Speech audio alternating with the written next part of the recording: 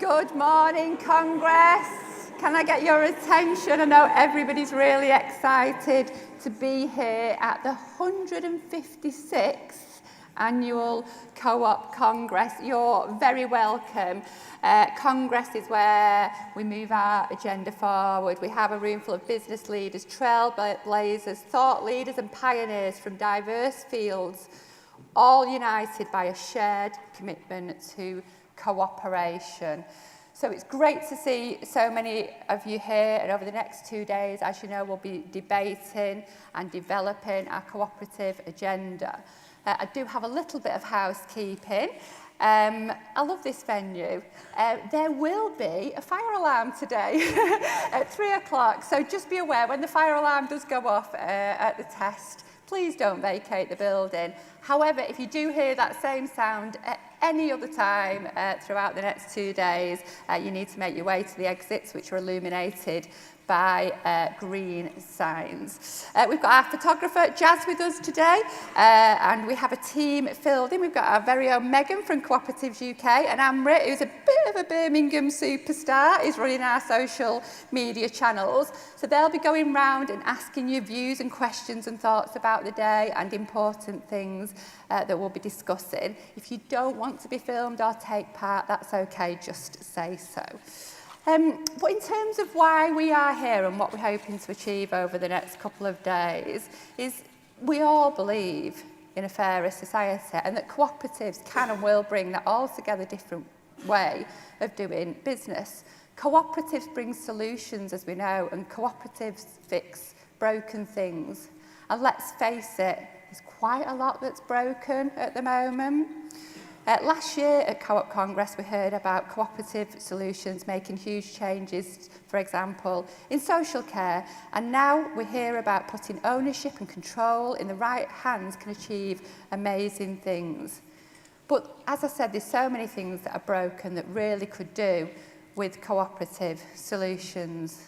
Do you think that if Thames Water was owned and controlled by the people that drank the water and swam in the water, they'd pump sewage into the water?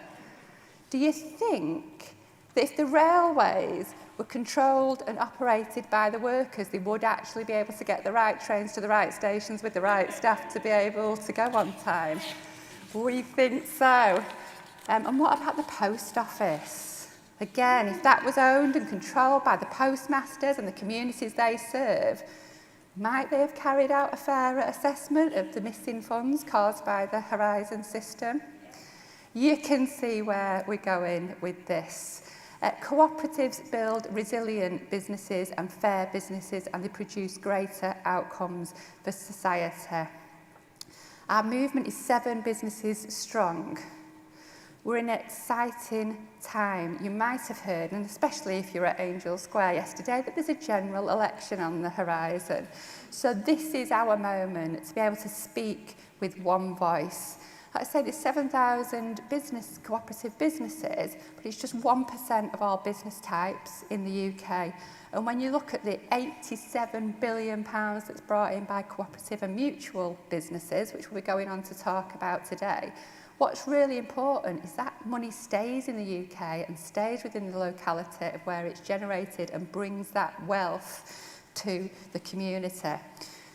But it's really difficult to raise finance, there's issues with legislation, so I'm asking you all, actually, in Co-op Fortnight, which comes up straight after Congress, to ensure you pledge our support and back co-ops so that we can deliver a clear voice to whoever forms the next UK government, that we're a united movement and we can help deliver some of those solutions that are very much needed here in the UK. So, big task ahead. We want you to enjoy the weekend, but we absolutely want you to ambassador, and we've got lots to get through. But it's wonderful, as always, to be back here in Birmingham. Cooperation is strong in Birmingham.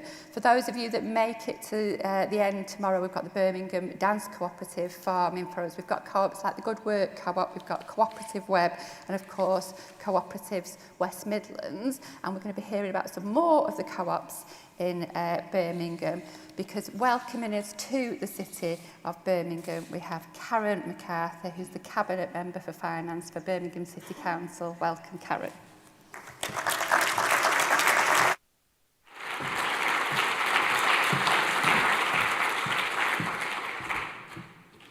Thank you, and good morning, everyone. It's a huge pleasure to welcome you all to Birmingham for Co-op Congress 2024. And I'm really sorry about the weather.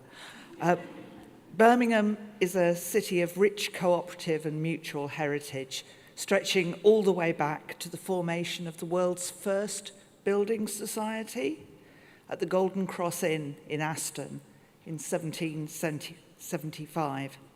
Whilst the city and the world has transformed many times over since those days, the values that underpinned the modest beginnings of the co-op movement in Birmingham are arguably more important than ever.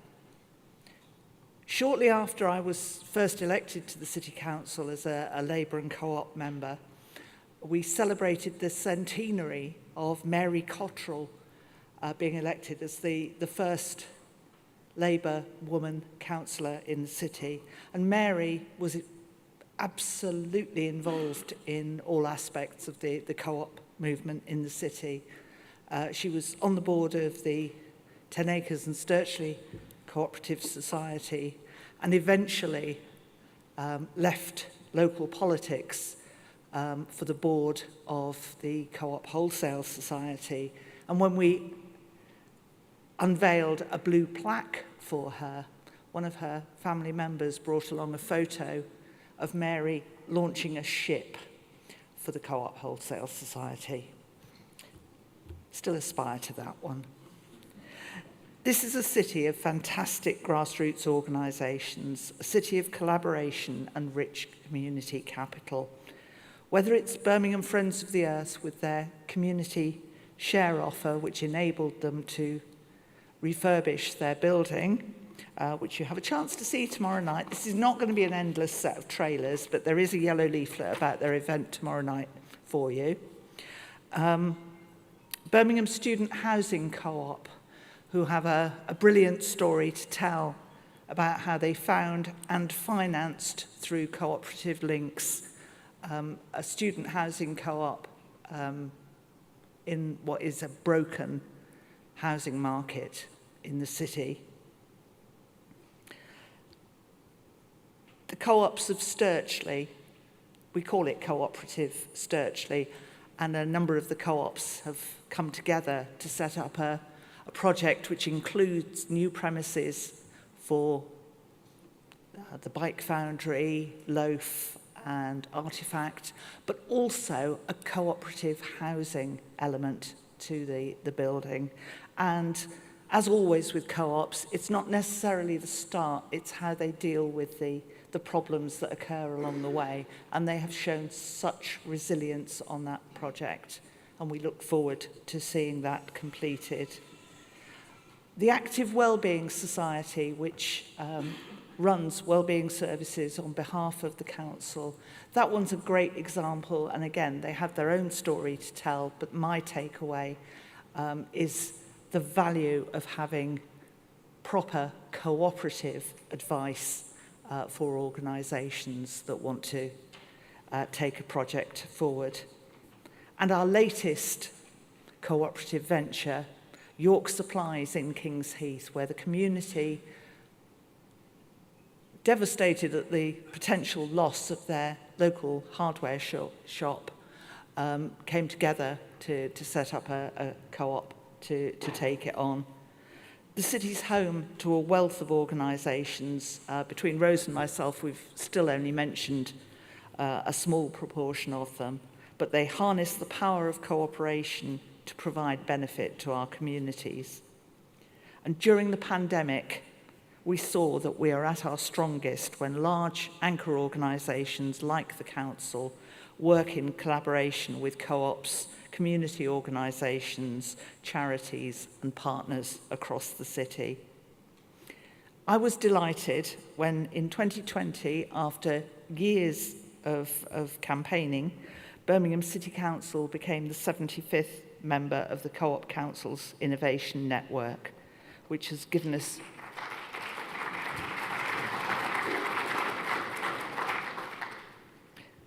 It's given us an excellent opportunity to learn from best practice from across the country and indeed beyond. Birmingham City Council, as you'll know, is now facing a series of challenges, resulting in significant budget cuts being required over this year and next, and government intervention in the form of commissioners. We've had to make some really difficult decisions on where the council directs its resources, limited as they are, to ensure that we continue to provide the services that the people of our city rely on. While there are many challenges ahead for the council, few are bigger than the challenge of transforming the way that we work to better deliver for our city. We must find new ways of working, and that means losing the council knows best attitude that we know has been all too prevalent in the past. In finding new ways of working, we must seek to be better partners, working with those organisations across the city to deliver for our residents. Whilst this is a time of great difficulty for the council and the city, it's also a time of great opportunity. As a proud Labour and cooperative council, I want to see the council working closely with the cooperative movement, and organisations such as Save Birmingham offer us the chance to think about how the council's many and varied assets are best deployed for the benefit of our communities. You'll have a chance to hear from Save Birmingham later in the day. They've also got a fringe meeting at lunchtime, and looping back to my trail for Co-op Council's Innovation Network, if you pick up a copy of their report, there's also an account in there of how Save Birmingham is working with communities to empower them to identify the assets that they value most. So, there's never been a more fitting time for Co-op Congress to be taking place in Birmingham. We're on the brink of huge political change in the UK, and across the country, local authorities are struggling under the weight of demand for services. It's clearer than ever that we need new ways of working, and the co-op movement must be at the heart of this. And the commitment yesterday to increase the size of cooperative development is very welcome and gives us a way forward. I'd like to wish you all the best as Congress begins, and I hope that despite the weather, we'll welcome you back to Birmingham again in the future. Thank you.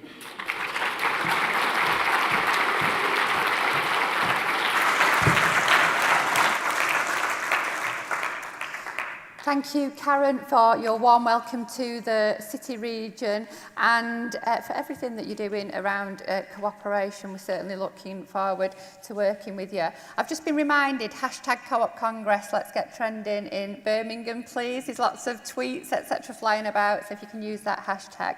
But I'd like to welcome now our sponsors of Co-op Congress, to whom we are very grateful. It means we can put it online for people who can't make it. That includes our AGM and supporting the National Youth Summit tomorrow. So a few words now from our sponsor, and we've got Gary McDermott, who's the Chief Commercial Officer of the Co-operative Bank. If you'd like to join us, Gary.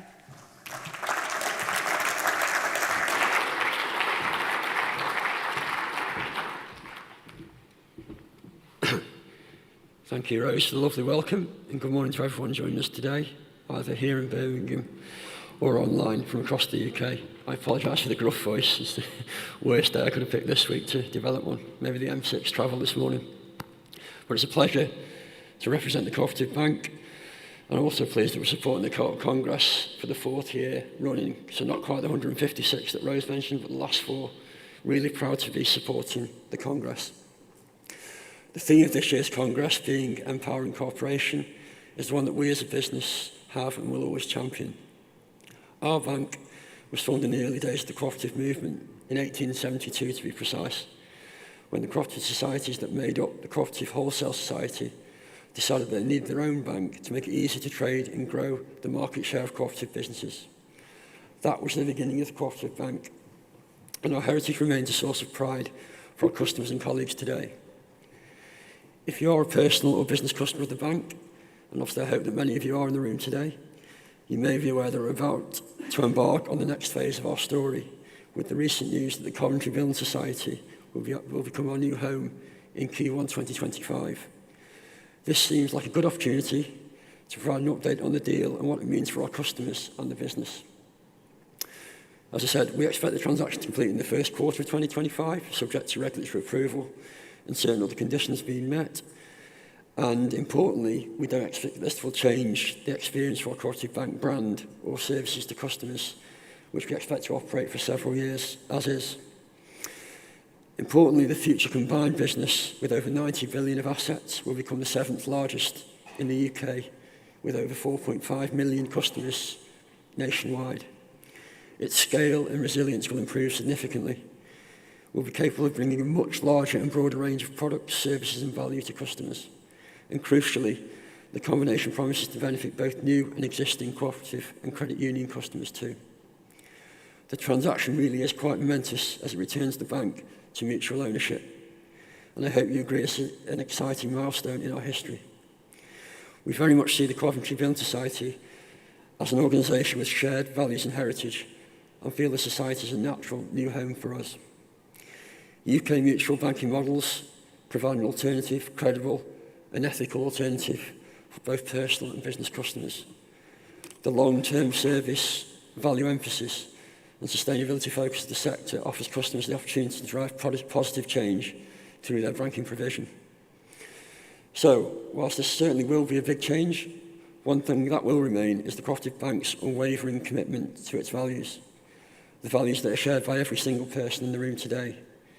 These values are enshrined in our articles, the blueprint for our business, and they inspired us to introduce our unique customer-led ethical policy all the way back in 1992.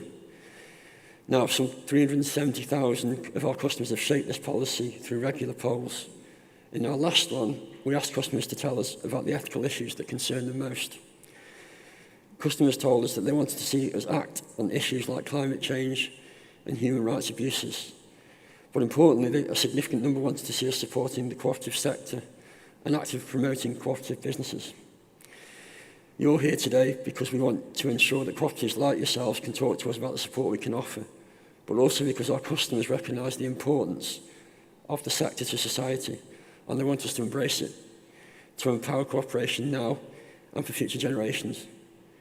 With that mandate, we'll continue to champion the movement and support cooperative businesses through our products, services and sponsorship of events like this.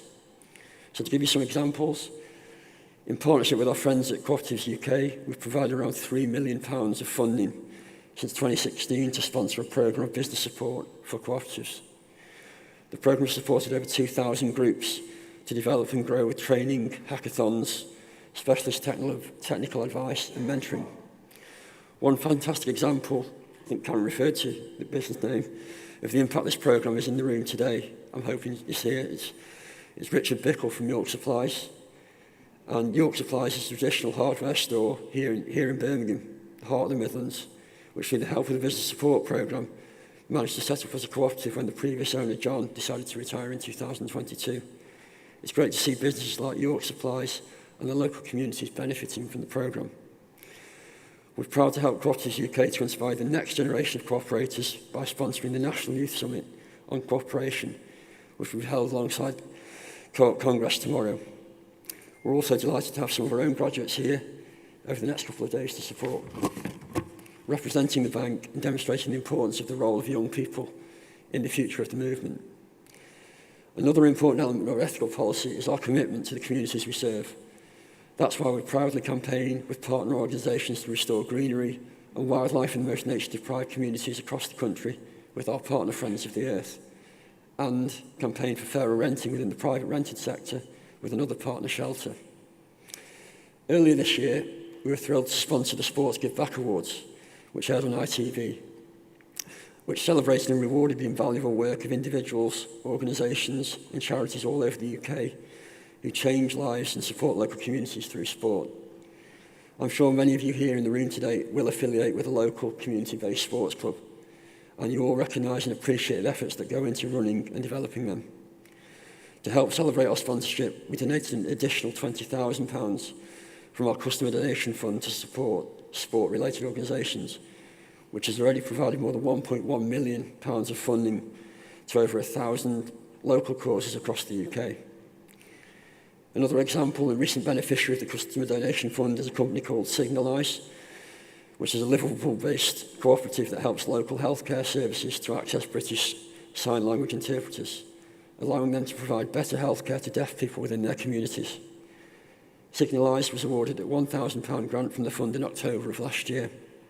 With this, the organisation has been able to host additional community outreach events and expand their membership, giving more deaf people access to this vital service.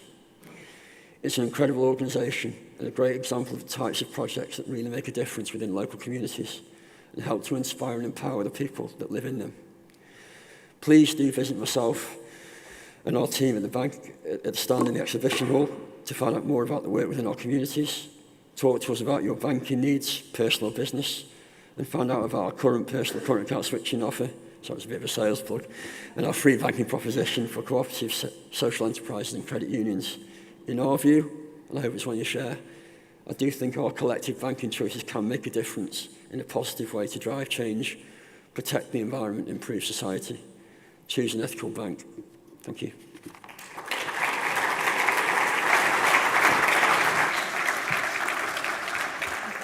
Thank you very much, Garrett. And one of the things that the bank is doing is working with us with a partner organisation, Zella, on improving and helping us to create a roadmap for our net zero plan. We'll be announcing later in the year, but we are going to be offering some support to co-ops through the Zella platform sponsored by the bank. So go and speak to our membership team if you're interested in one of those. But as part of that, we've done as much as possible to reduce our print at Congress. That's why you've got a really light programme.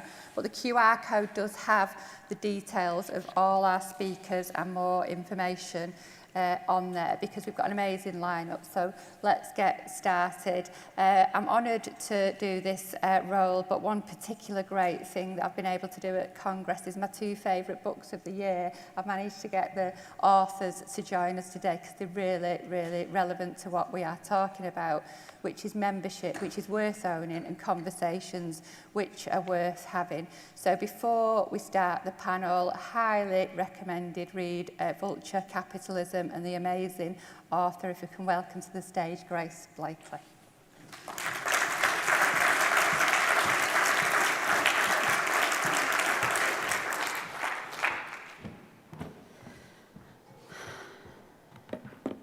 Thank you so much for that introduction, Rose. So I was instructed to come here and provide something of a provocation for the next couple of days. So yeah, as Rose just mentioned, I'm going to be talking a bit about my book, Vulture Capitalism, and the relevance that I think it has, the arguments in the book have to what we're doing here in the cooperative movement. So one of the main things that kind of inspired me to write the book was this sense that I've had kind of working in and around politics for quite some time, that one of the biggest emotions that is motivating people at the moment, whether in a positive or negative way, is a sense of powerlessness. A lot of people in our society feel very, very deeply and profoundly powerless. They feel as though decisions about their lives are being taken without much input from them, whether that's in their communities, whether it's kind of at a national level, or whether it's in the workplace. So many people feel like there are so many massive problems in the world, and there is so little that they feel personally able to do to change it. And I think that a big part of the reason for that is that the way we think about economics and politics is a bit broken. So in my book, I basically make the argument that free markets aren't really free, governments aren't really independent, and capitalism is actually a system based on pervasive central planning. The economy that we live in today is the legacy of the so-called free market turn that we had in the 1980s. We had politicians coming to power saying, the state's gotten too big, we need to shrink it, we need to create a space for free markets, and that's going to promote human freedom everywhere. It's going to give you all choices as consumers, and that's going to make your lives a lot better. What was interesting about what happened in the 1980s is that the state really hasn't shrunk in most of the places that have implemented this free market agenda. Instead, you've seen certain forms of state support, so for public services, for welfare payments, generally the forms of support that benefit the vast majority of people, those have been cut. But if you look at subsidies for big businesses, banks, and the wealthy, if you look at kind of behind-the-scenes support, so implicit subsidies or regulatory support, or indeed the kind of mass facilitation of tax avoidance and evasion that we've seen in recent years, the state has been very supportive of certain interests. For the wealthy and for big businesses and corporations, the state hasn't shrunk at all. And the market that we have today isn't free. It's dominated by these massive multinational corporations within which the average worker has very little power and that the average consumer has very little influence over. And even governments often struggle to influence, if they even try, because half the time, they're working alongside these corporations and have very similar aims. And I think this has resulted in a really significant confusion about what our economy is, what it does, and what the alternatives are. I saw this firsthand during the pandemic, so I was kind of going on TV and talking to all the talking heads about what was happening in the economy. And they kept asking me the same sorts of questions. They said, oh, Jeremy Corbyn lost the 2019 general election, but he may as well have won because the government's doing loads of stuff. It's handing out all this money. We've basically got socialism. And there was this big idea during the pandemic that we'd have this thing called pandemic socialism because the government was spending loads of money. But if you look at where that government support was going, it wasn't supporting the average person. The vast majority of that money ended up flowing into the pockets of big businesses, financial institutions. Even the money that was distributed through the furlough scheme, 50% of it ended up in the pockets of banks or landlords because it ended up kind of flowing through to those payments. And that money was really there to support the functioning of the economy rather than supporting ordinary people. And the legacy of the pandemic, as we saw, was an increase in inequality.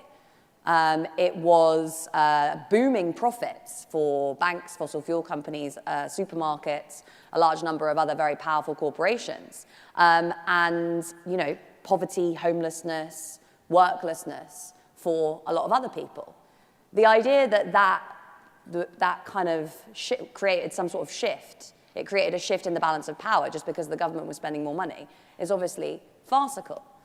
So we have this problem, which is that, corporations aren't going to regulate themselves, but also we can't just rely on the idea that a big state is going to change things. The whole free market turn that was based on the idea that you would, create these free markets that didn't end up being very free has actually just led us to a situation in which our lives are dominated by this kind of fusion of public and private power in service, basically, of the interests of those at the top.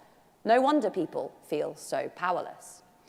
The example in the book that I used to illustrate this, some of you may be familiar with it, is the example of Boeing in the US.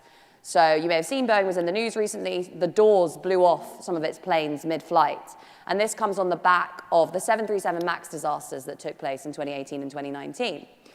Now, the 737 MAX disasters were basically the result of a series of decisions made within Boeing that led to a massive corporate cover-up. They'd built these massive planes, and there was a problem with the design of them, and they tried to fix that using a software fix. Senior engineers within the company knew that there were all sorts of problems with this plane. Senior managers, sorry. Various engineers tried to step forward and say, this plane isn't safe to go to market, but they went ahead anyway. The FAA at the time had moved to a philosophy of self-regulation. So Boeing was being regulated by a unit inside Boeing whose workers were being paid by Boeing.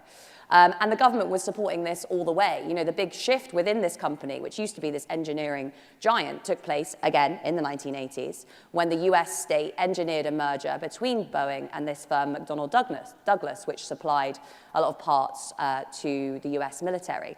And when it engineered this merger, Boeing became this organization that was bent on pursuing profits above all else. It denigrated engineering expertise, it lionized senior management, introduced a massive cost-cutting agenda that made it a darling of Wall Street, saw its share price go through the roof. And the government supported it all the way because it needed this firm to survive.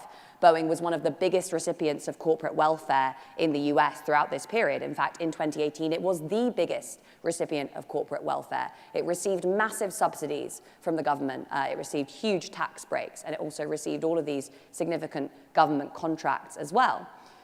So the idea that this is a free market system, Boeing is one of two massive companies, massive aerospace companies that dominate this market. And it's not being regulated properly. In fact, it's being supported in all of its aims by the US government. And even after the 737 MAX disasters came to light, even after Boeing was charged with a criminal conspiracy to defraud the United States, it was still given a massive bailout during the COVID-19 pandemic in a bid to support the ongoing existence of this firm. So how are we supposed to hold these organizations to account? If you want an example that's a bit closer to home, some of you may remember the Greensill scandal. I've been talking about the kind of support that was provided to working people versus big businesses during the pandemic. This was another great example of how the organs of the state have been used and co-opted to support certain interests over others. Lex Greensill was an Australian businessman who set up this huge kind of financial institution, Greensill, and it came into some trouble during the COVID-19 pandemic. It was a highly unsustainable business anyway. It was built on lots of debt. So naturally, Greensill needed a bailout from the state, as companies often do.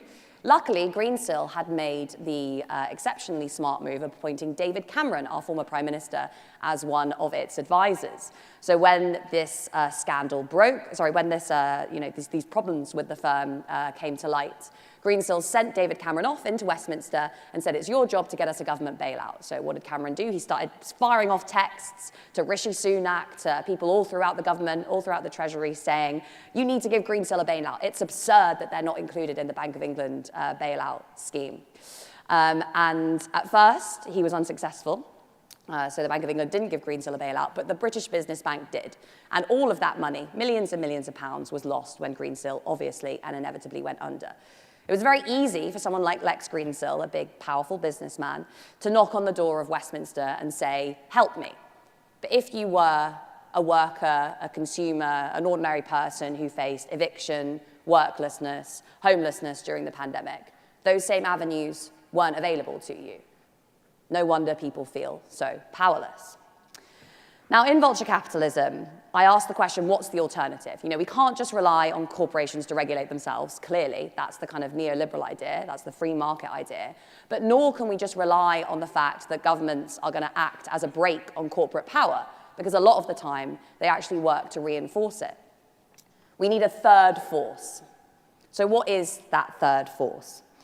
To counterpose the example of Boeing, I look at the example of Lucas Aerospace in the 1980s. Some of you might or might not remember this.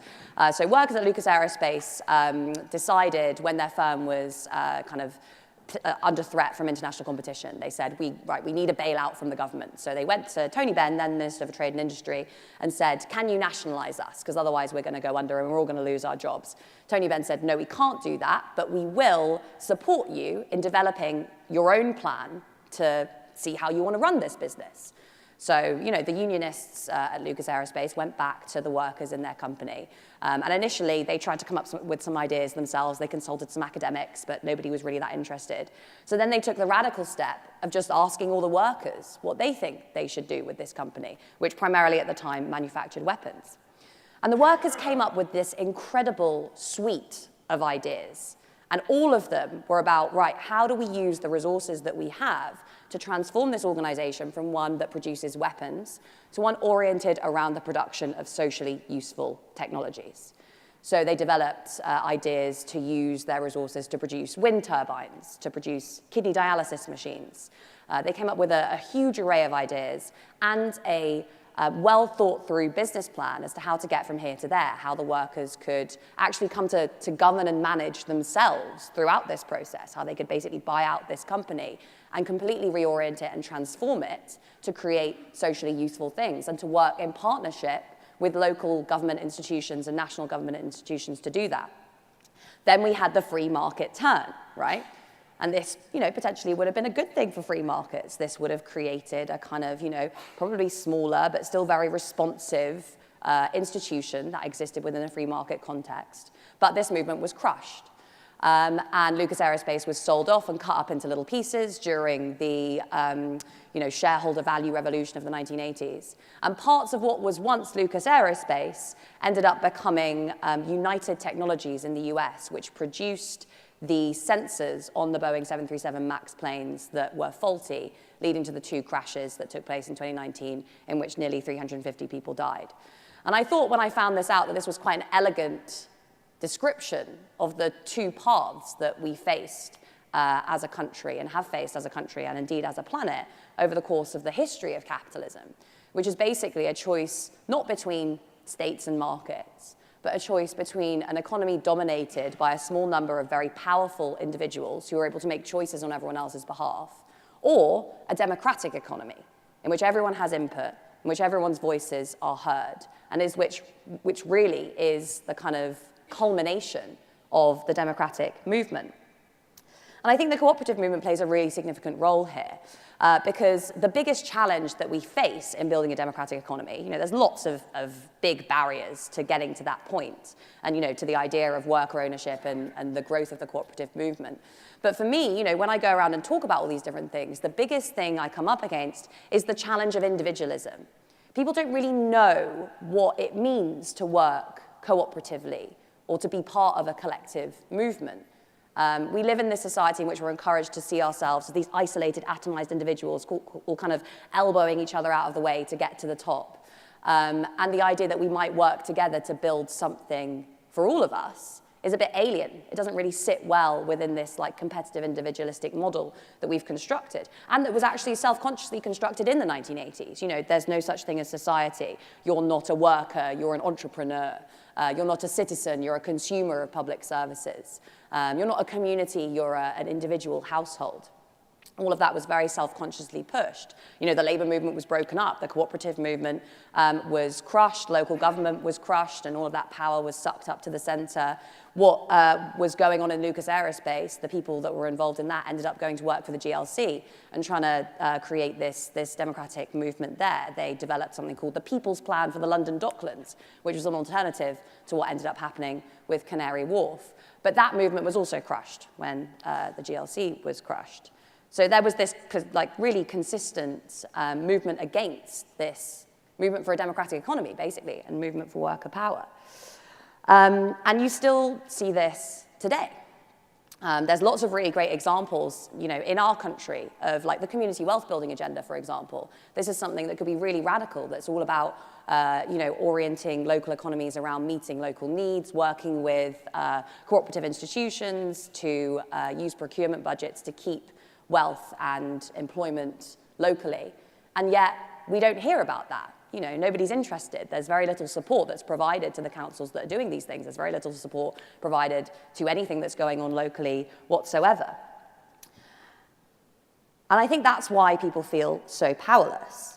It's because we've stopped imagining how we can work together to solve our collective problems. I also think this is at the root of people's disillusionment with democracy. Trust in political parties has dropped to its lowest levels ever. It's at 12%. Just 9% of people say they trust politicians, which perhaps isn't surprising, but it's been falling quite significantly over time. And again, I think this comes back to this question of how we build collective movements, how we fight back against individualism. And I think, as my provocation, I don't expect everyone in this room to kind of buy my analysis of capitalism, but the provocation I'd like to leave you with is that the cooperative movement, the growth of the cooperative movement, is going to have to be based on a fight to push back against individualism, to encourage people to believe that we can work together to change the way our economy works, to change the way our society works. And a really significant and central part of that is to give people a sense of their own collective power. And rather than saying it's your job to be an obedient worker and do as you're told and sit within this large organizational hierarchy, to actually say, what is your view, what is your voice, and how can you be engaged in the decisions that are affecting you? How can you be engaged with your community? How can you be engaged in your workplace? I think that is not only the only way to kind of fix this highly centralized capitalist economy that we have, I think it's the only way to fight back against the deep and profound disillusionment and powerlessness that most people feel by living in the kind of society that we've created today. And for me, the cooperative movement is a really, really big part of that. Thank you very much. Are we sitting here now? Yeah.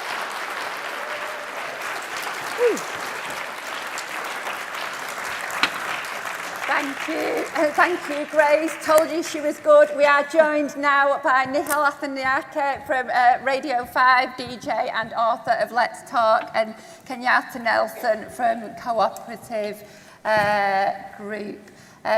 Thank you, Grace. As I expected, you've given us a lot to think about to open Congress, and quite a huge challenge, actually.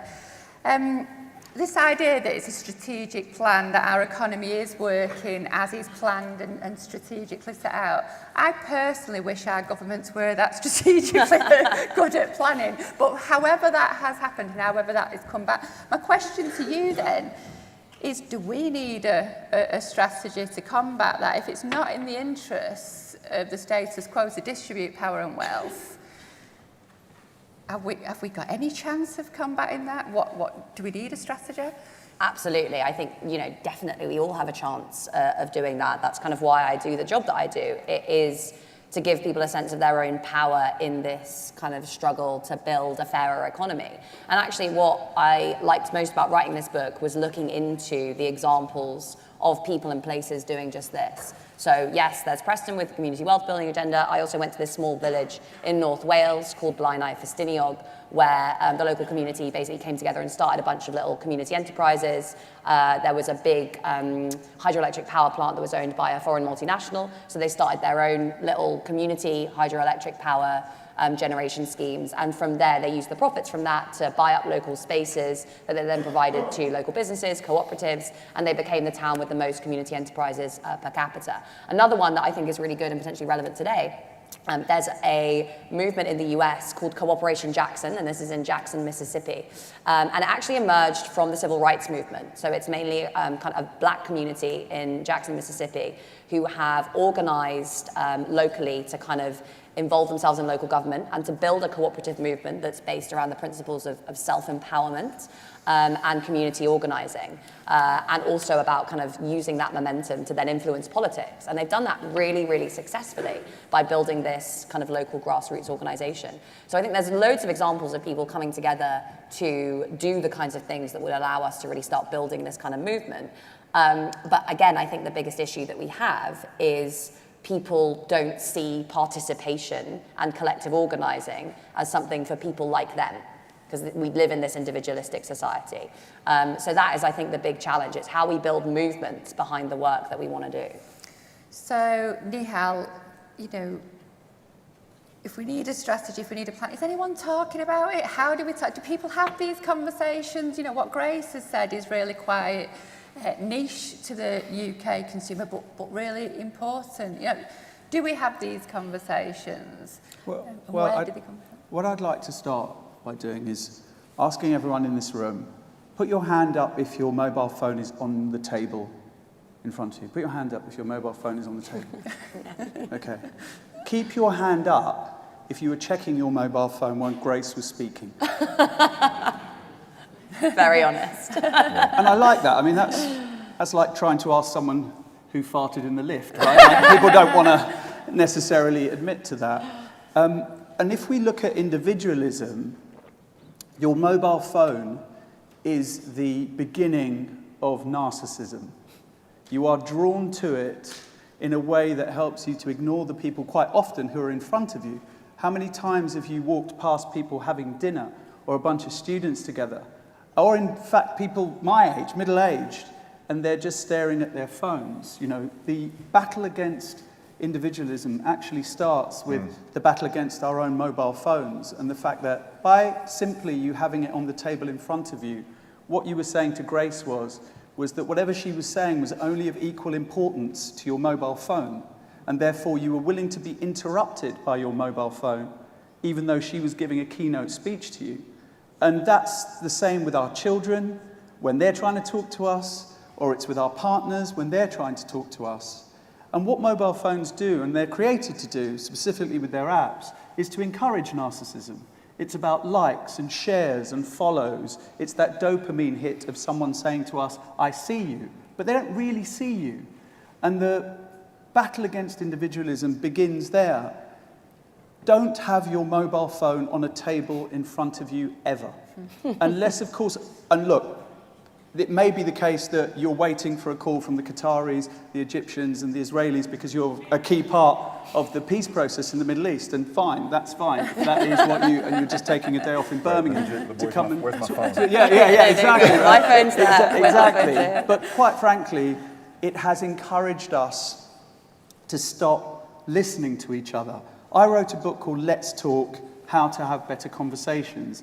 But the title of the book could have equally have been, Let's Listen, How to Have Better Conversations. And the thing that I'm seeing and I'm glad to see that no one's heads is now looking down because everyone's feeling super paranoid. That I might go, why are you checking your mobile phone? The reason I wrote it was because people stopped listening to each other. I joined BBC Radio 5 Live in October 2016, the year of the Brexit referendum, and a month before President Donald J. Trump became the 45th President of the United States of America. And I think we can all remember that that was a joyous time where there was no division, no rancor, and we were all getting on swimmingly with each other, I think. So the reason I wanted to write the book was because we have to start understanding how powerful it is to listen to each other. And organizations like this are quite often fooled into thinking that a conversation is talking. It's actually listening. And organizations talk to people. They want to get their message across. But so rarely I find organizations are actually trying to find out the stories of the people that are part of that and listening to them and asking someone, invite me into your space, rather than say, I'm going to tell you about my space. And one thing that I noticed when I was looking across all the social media feeds, across the cooperatives and co-op, was that there didn't seem to be a whole lot of listening, and there certainly wasn't. And this is where the individual is really important, actually, is that you use the individual to tell you a story about the organization, whereas organizations want to tell the individual a story about themselves. And one thing that I found was a slight disconnect when I was looking across this was there are obviously incredible stories about how cooperatives work and how people work together. But what you lead with is the numbers. You lead with 13.5 million people, members, and that's fine. But numbers don't really excite anyone unless they're an accountant, an FCO, or a drug dealer. That's really the people that love numbers. Everybody else, it's slightly different. We want stories. When I'm asked, what is it that you do, Nihal? I don't say I'm a broadcaster or a podcaster or an author or a semi-retired Radio 1 DJ. I say that I'm in the storytelling business, and that's how we connect. And the problem with saying we're the cooperative movement is, it's largely quite a dour thing to say. It's techno language, it's techno speak. It's not about, who are you? What do you do? How do I help you? How do you help me? Tell me your story, your town, your village, your school, your family, your business. And that's the one thing that I think is missing. So while quite rightly you think about the individual, an individualistic society we live in, and the narcissism that comes with that, I think we have to, in the cooperative movement, I say we are not part of it, obviously, I cooperate all the time with people. And I love to tell people those stories. Whether I'm interviewing an Israeli mother who lost her son, her eldest child, on the 7th of October, or a Palestinian doctor who was trying to treat people in the horrors of Gaza and the military onslaught that took place, whether I'm interviewing Senator Bernie Sanders or whether I'm interviewing John Bon Jovi, I'm interested in who you are, not what you do. And a cooperative would be about who you are. Who are these people? Every single one of you have stories that I would be absolutely intrigued to hear about. If you and I sat together for an hour at dinner, we would have the best time. And I tell you this, even though I'm going against it now because I've gone on a boring monologue without even breathing for the last 5 minutes, I would listen far more than I speak. Just on that point. Vote Nihal, July the 4th. Yeah, exactly. Put you on the ballot, my friend. In the context of how do we do this? What's the plan look like? The semi-berating that you all just got around having your phones on the table. What's interesting for me in listening to this is I don't think this is that difficult because it's inherent in who human beings are, right? As children, we learn to cooperate. It's just who we are. It's inbuilt. And interestingly, on the phone point, if you happen to be checking an Instagram or a Facebook, why do those things have incredibly high levels of utility? Because they are fundamentally, they are tangible examples of collectivism, right? You go on Facebook or you go on Instagram, and it is loads of people coming together to tell their individual stories. And the reason we get interested in that is because there's more than one person on Instagram. If there was only one person on IG, none of you would go visit it. Same for Facebook. There's an interesting element about how we are built as human beings and as people, and what we engage or react or respond to that I think is fundamentally connected to the cooperative movement.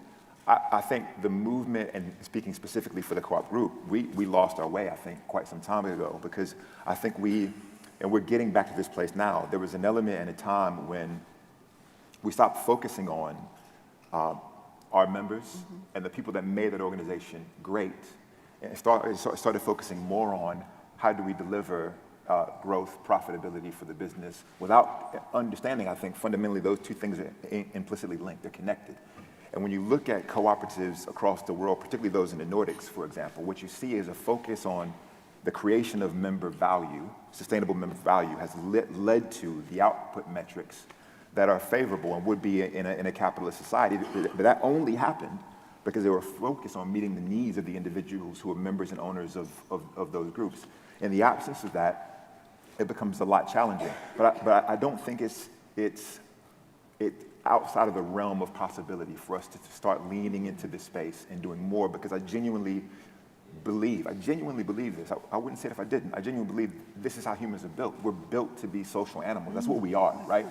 So there's an element of reminding ourselves of that and leaning into that space, whether that be personally with our kids, families, and friends, or in our very public lives from a business standpoint. And indeed, it was Darwin that first, pointed that out. That is how humankind develops, because of its ability to cooperate. Russell Bertrand, the only thing that will redeem humankind is cooperation. I think we're all sold on it, but I've got to challenge you back, Nihal, because, how... You say it's easy, Kenya, so we're going to get on to what you're going to be doing about it. I think it's quite a complex story to tell, and when you tell it, as I just did in a Thames Water example, or as Grace just did in many examples, when people understand that co-ops are not the same as other types of businesses that say they've got community, members, ethics, there's something inherently different in the co-op structure, which is this piece around ownership, and the whole constitution of the cooperative is to serve its members.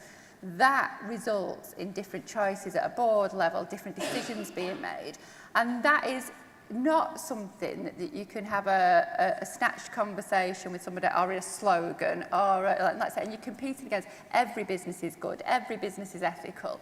So I'm challenging back to you, because actually, as Kenyatta said, somewhere in that our phones are quite useful for telling those stories, whether we're doing it right or not. And having those conversations, on a park bench, with our politicians, is something we believe we need to be doing more of. But how do we tell such a complex story? Because it is an important story. And as Grace is saying, we're being told a different story and being told a different representation. How do we combat that? How do we tell that story? Well, interestingly, Professor Sherry Turkle wrote this brilliant book called Alone Together, which kind of slightly goes against what Kenyatta was saying, which is that we fool ourselves into thinking that social media is a collective. We're alone together. We're largely broadcasting. We're not receiving. in terms of telling complex stories, human beings are complex. We have complex stories. That doesn't make them any less powerful. Complex stories are not made complicated because you use complicated language. We do that as well. And that's a really interesting point. So when I was on the board of governors of the British Council, which is one of the largest, well, it is the largest cultural diplomacy organisation in the world, and as one of the trustees, there was a concerted effort to make sure that our board papers were written in English, were not written in the language of Whitehall, which is ultimately where the British Council received a lot of its funding. And that was a very powerful change in trying to show to the organisation that you're human, right? That you understand each other. Really interestingly, the Co-op, if you go to their Instagram, the Co-op food shops, their Instagram engagement, 144,000 followers on Instagram, the engagement is pathetic. I mean, it's less than 0.1% on every post, except one, which has 27,000 likes. And what is that? It is Probably not food. Interesting. Or is it a recipe? It is someone who shops who loved the cheese and jalapeno sourdough, right? And posted on social media, really gutted that you don't have the cheese and jalapeno sourdough anymore. And all Co-op did was say, we listened, it's back. And that went viral. Because you listened to someone. Yeah. You said to your customer, I hear you and I see you. Rather than just telling you of all the things that go up on the Co-op Food Group Instagram, which is there's a discount on this and we've got a new pizza and here's some this and here's some that. This was something where I'm not trying to sell you something, I'm listening to you, right? And that's how you tell the stories. My late father said, things are only as complicated as you want to make them. And the problem is when you get into the world of academia or you get into the world of broadcasting even, you try to want to make things complicated because it makes you feel clever, right? And somehow it disassociates yourself from people who you think probably are stupid. Using language is so important. There's a chap that I interviewed for my book, and he went to America. He's a corporate guy, FTSE 100 chair, incredibly impressive in that world, right? And when he was quite young, he was sent to America by a big organization to teach him about conversations in business. And the thing that he was told when he went to that consultancy was, you'll never pick up a hammer. You'll never pick up a screwdriver. The only tools you have are your words. So use them wisely and use them in a way that connects with human beings. So when you say you want complex conversations, do you want to just tell really good stories of complicated humans who are trying through cooperation to make the world a better place? And this is very much, you said something very brave there, Kenyatta, when you said Co-op Group, the supermarkets did lose their way a little bit over time, and you are actually strategically planning to reset that conversation. I remember 2 years now you've been, just over 2 years. 3 months. And it was Shireen actually, when Shireen, the Chief Executive of Co-op Group, came in and really started looking, at the organisation and resetting this agenda. And I remember it wasn't even your first day, it was way before your first day. You went up to Toad Lane and you had you come from a background of kind of Procter & Gamble and this great kind of marketing career. And you've taken all of this, absorbed it, and now you want to retell a story to the UK about Co-op. So what is it you want to say? So we'll see if any help. I think the comments around, there's a rubric that I use, seek first to understand before being understood. And I think it's critically important in the African-American tradition. My mother would say, you got 2 ears and 1 mouth, behave accordingly, right? And so I think this piece around making sure that we are listening first, and listening, not just hearing, to react and respond, but listening to understand what matters to people, what's important to them. And I think we're to be fair, we're on this journey now. It's something we talk in the business around listen, react, and feedback. But there's a reason why listen is the first word, because we recognize that historically we haven't been great as an organization about hearing what is important to our members and then reacting to what they've told us in a way that is meaningful. Yeah, exactly. Yeah, and we're seeking to change that. So when we're looking to relaunch the co-op group in July, and fundamentally we're talking about three things. One, what a cooperative is, because what we've found, unfortunately, is that across the great British public, there is a lower level of understanding about what a cooperative is, why that's different, and then why that difference is meaningful, right? So it would be different to say, look, a cooperative is fundamentally a business that is owned by its members. But then you kind of sort of go, what people play back to you when you listen to them is, well, that's great, but what does that mean for me? And then we need to talk them through and walk them through and have a conversation about why that difference is meaningful. So when we go live with this campaign and genuinely look, it's more than a piece of marketing work.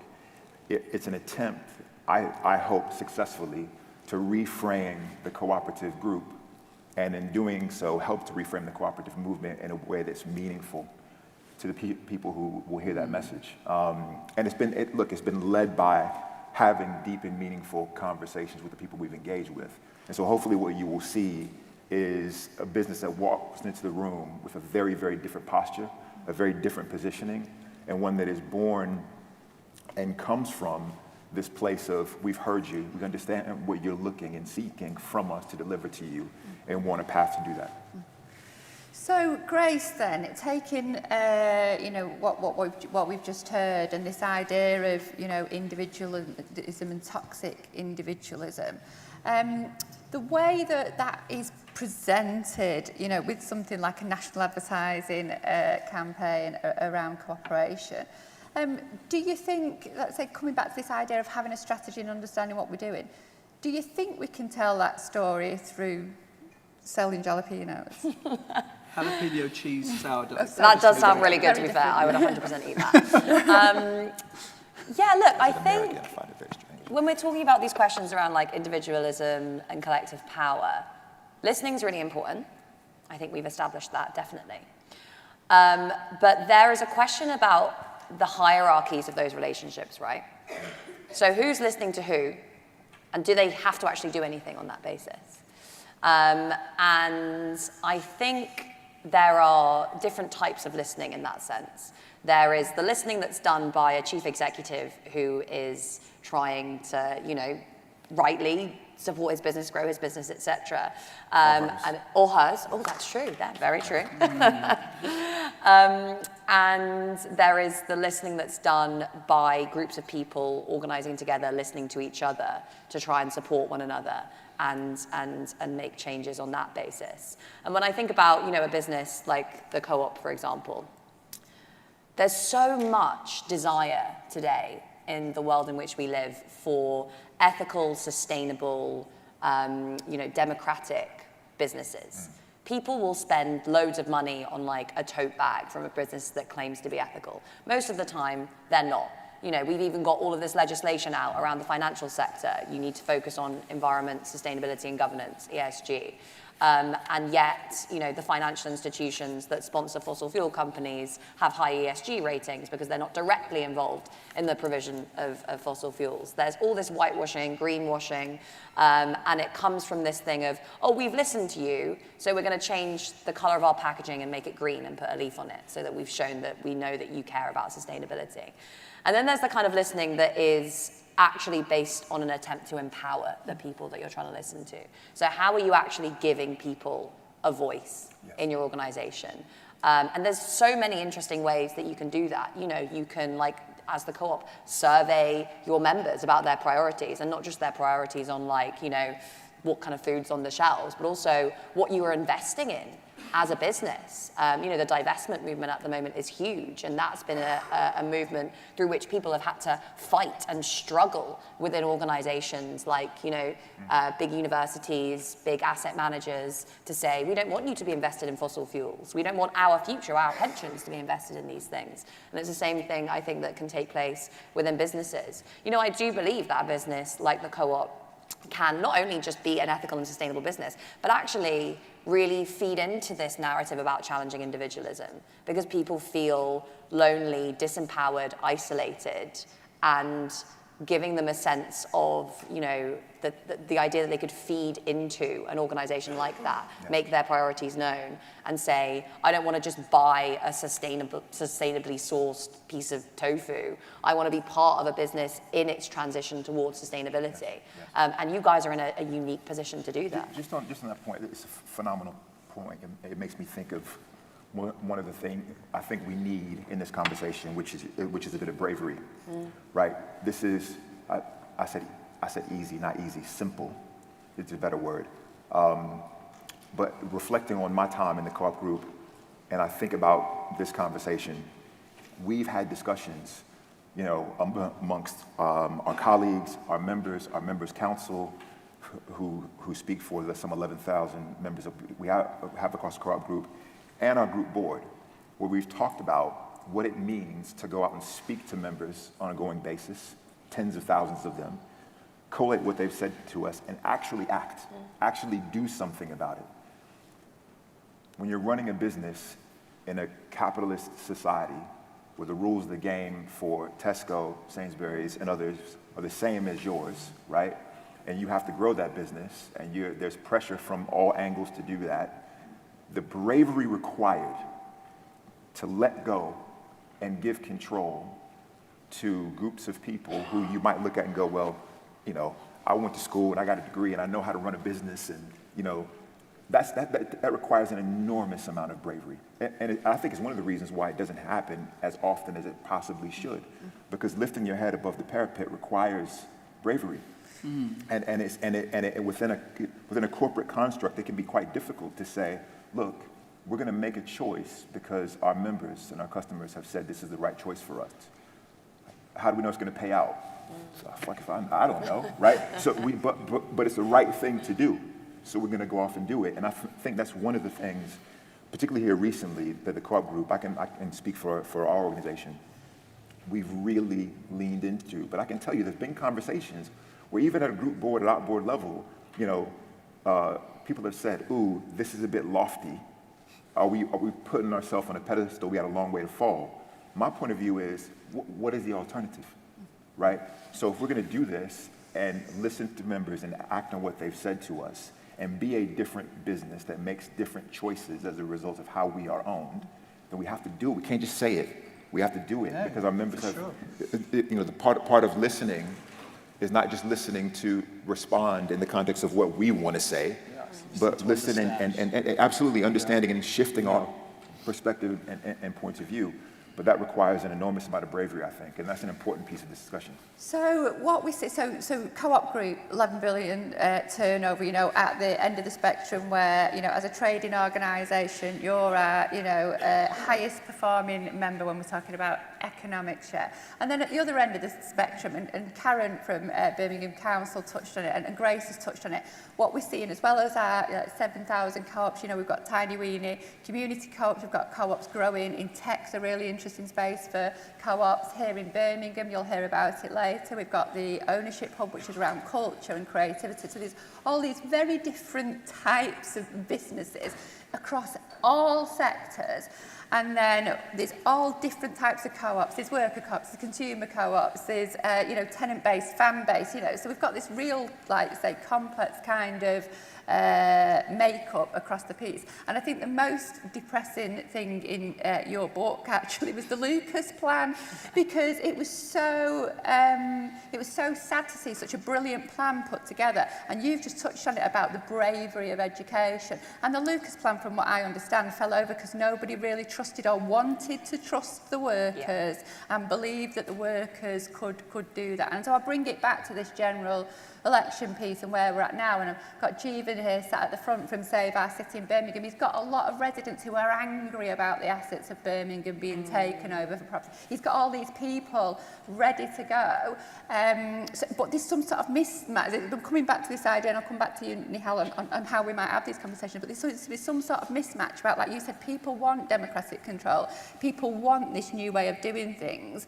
But you take some of our co-ops here and they will tell you how difficult it is to take a great little pilot, Equal Care Co-op we heard from last year, brilliant social care co-op, scaling that, taking over our national services potentially. So I'm going to come back to, because I'm only looking at my phone because I can't see the clock, by the way. She's checking her Facebook. But that's what I want to come back to, how do we strategically plan these conversations? And then I'll be coming to you, Nihal, for some greater understanding. Because I'm still going to come back to, we're here to get ideas from you experts, I think people often talk about this idea of like, oh, this was successful, how do you scale it up? I remember when I went to this village in Wales to talk to the community there. And after I wrote this article and academics had kind of studied it and stuff, there was all of this interest and people coming down from the Senedd to say, how do we scale it up? How do we make this happen in all these other places? And the people who had done the community organizing were kind of like, well, this is our community. Like, we've built this here. You can support people to do it elsewhere, but we're not going to go build this somewhere else. And I think that's the point, isn't it? It's the often when you're sat in this place of kind of strategic management and coordination, you think, right, that worked there, so let's pick it up and do it again there. And I think that is kind of contravenes the spirit of what we're talking about when we're talking about real democracy and real engagement. Because what you want to do is empower people to do their thing in their place. There's a really example, actually, of a Brazilian manufacturing firm that did exactly this. So rather than having centralized control in the central plan, the CEO split up the business into basically groups of small teams and said, go and come up with ideas as to what to do with the business and then trial them on a small basis, and then we'll see what works and we can scale it up if it does work. And that is, again, brave, because you're ceding control to people who you maybe think, why should they have any expertise? Why should they have any knowledge? Why should I trust them? I think, that question about scale is really a question about, we're talking about councils and government, is a question of subsidiarity. It's about allowing power to be held at the lowest level that is, both efficient and also, effective. So if power can be held locally, if people can be able to make decisions at a scale that works for them, and then trial things, and then feed back up to the top, and coordinate that way, then that is often a better way of organizing it. It creates more resilient businesses, creates more resilient societies, because you have this diversity, which is a key principle. We were talking about evolution and the development of cooperation. That principle of diversity and allowing people to adapt to their situations, to use their expertise, to adapt to the challenges that they have is, I think, really important. And it's really common, again, you're speaking to the converted a lot in this room, but we see that a lot, Unicorn Co-op, one of our members in Manchester, amazing grocery organisation, they time and time again, they're asked to go and do it elsewhere. And they're like, no, but we'll show you how. Yeah. Here you go. Carbon Co-op's another great one who's shown loco homes in Edinburgh how to do it. So it's not about necessarily scaling up the business, it's scaling up the idea. That's what we need. And so why I'm coming back to you, Nihal, is when you look at the benefits that cooperative business bring to the UK, you start getting the more resilient. You were 5 times less likely to go under in the pandemic. You've got, particularly in worker and employee-owned, greater productivity. When people have a stake and a say, naturally you get better performance. Well-being, Co-op Group would have been the first in many areas of ethics. Co-op Group have been like UK leading most for workers, first menopause policy, example. So you kind of got all this, it is better for our society if all businesses were cooperatives or worked cooperatively together. And like you say, you said you're not part of the movement. You probably are a member of a co-op somewhere, and this will get on to the next panel. You probably don't even know you're a member of a co-op is part of the, I'm a dad, the challenge. So and you're an artist. You're an co-op artist. Of 4. Yeah, DJs and artists, collectives, people working together. So it's about scaling up that conversation. So let's say we've got complex, kind of across all sectors, all these different types. What we're trying to get to the nub of here in these conversations is if you have more businesses that are owned and controlled by the members, you do get better outcomes for society. And in your context of listening, and let's say Kenyatta, I know listens because every other Saturday it feels like the National Member Council, a co-op group are all gathered together to do those listening pieces. But I'm going to come back to, like, how do we tell the story? You know, how do we have that conversation? How do we tell that story in a way that people get behind the idea? And I'll finish it. Get behind the idea of right now in the UK, something goes wrong with the business. Thomas Cook, great example. And the conversation will be, should we nationalise it or should we privatise it? And what we need the conversation to be is, or actually, could we all work together and fight? And it's never in the conversation. So what I'm saying is, how do we get in the conversation? How do we scale up the idea of cooperation? So, not that long ago, I had a long conversation with James Timpson, who you might know runs Timpson's, right? He's an extraordinary guy. 4,000 employees. Debbie, you know all about James Timpson. He probably lives very close to you, actually. He has 4,000 employees, 10% of whom have been to prison, or as he calls it, have prison experience, which he feels is vital for his business. He came on and we had this conversation, and he could have told me all about the numbers of his business. Could have told me all about stores and they're making this profit and that, but he didn't. He told me about the people. He told me about, and he knew to granular detail people that worked in Timpson stores. He knew their name, he knew how many kids they had. It was brilliant. And that's because he'd put himself into their space. He'd ask them to invite them in.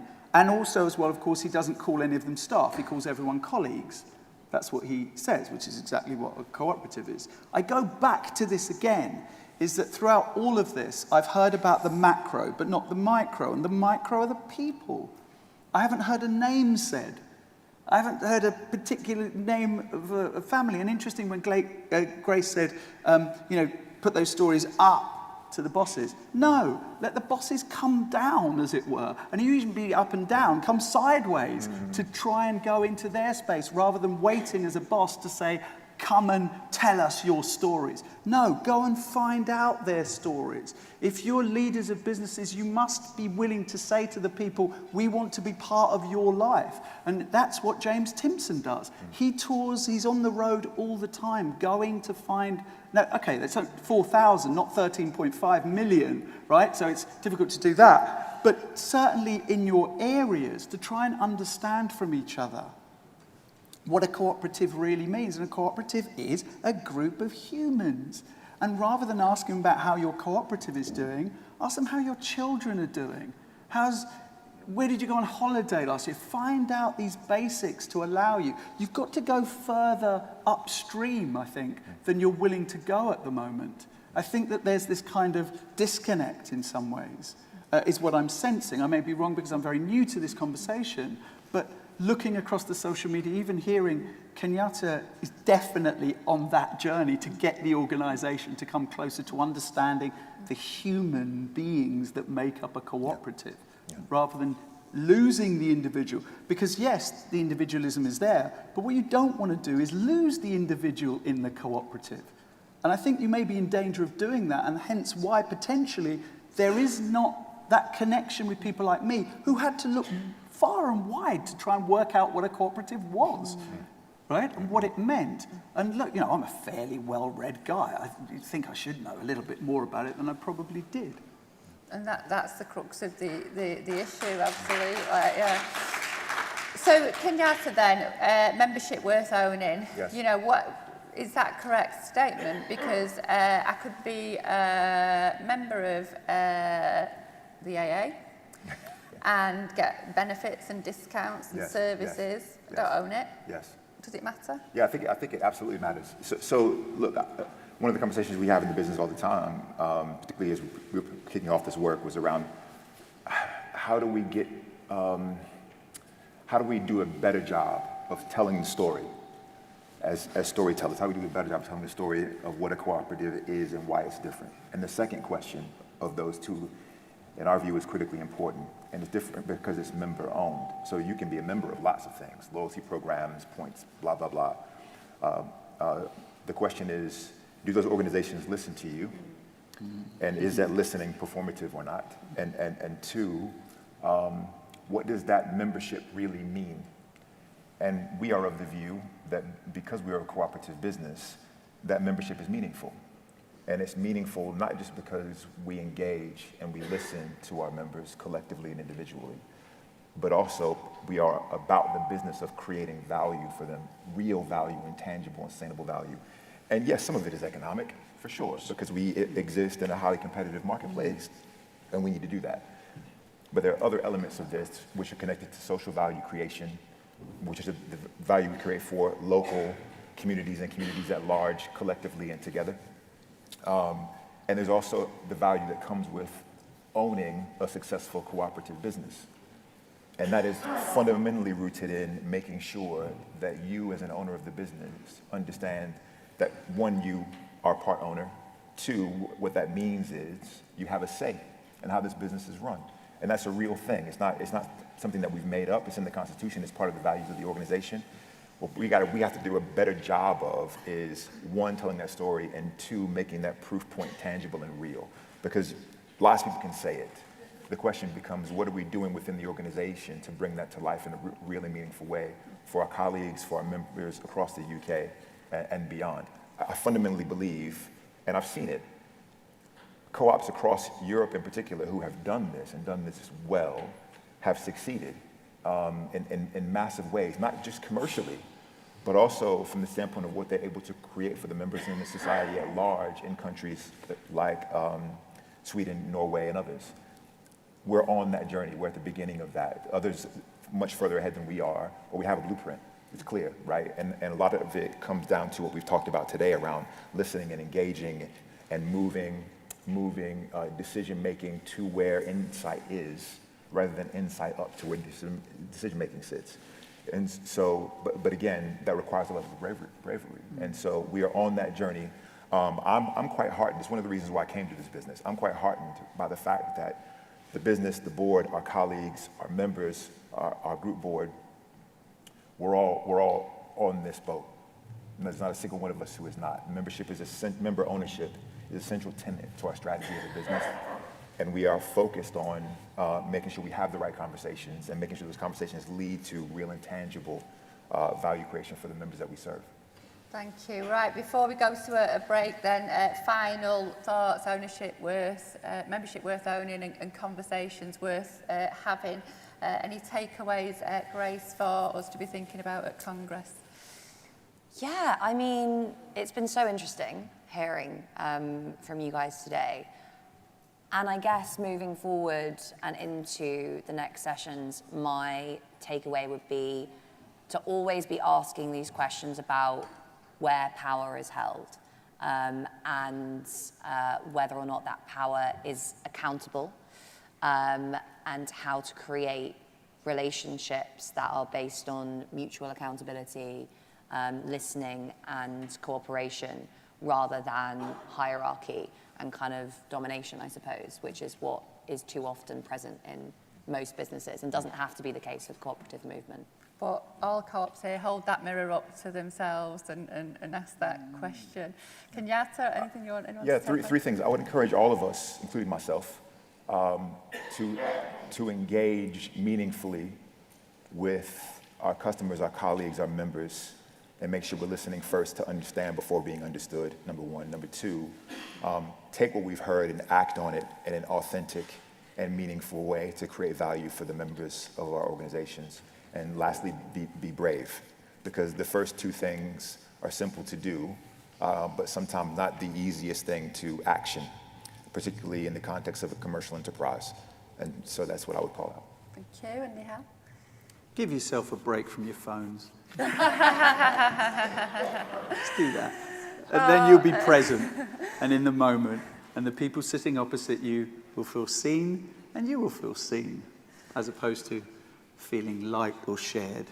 Thank you very much, and thank you to an amazing panel today. I think We are going, the perfect opportunity now for conversations because we are going to a break. Please talk to each other, please talk to people on our exhibition stand, and we'll be coming back in half an hour for The Feeling is Mutual. Thank you very much. Yeah, that was...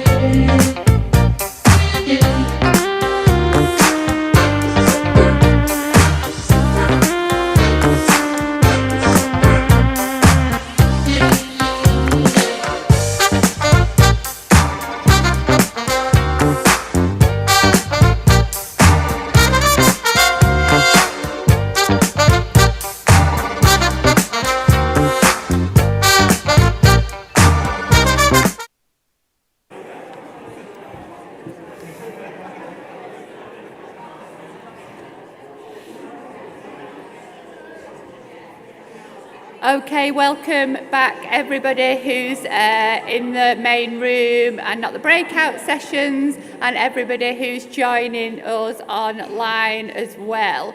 Earlier I talked about when you add all the businesses together in both the mutual and cooperative businesses, the democratic economy, you get to a total 87 billion pounds into the UK economy, and 77 million memberships.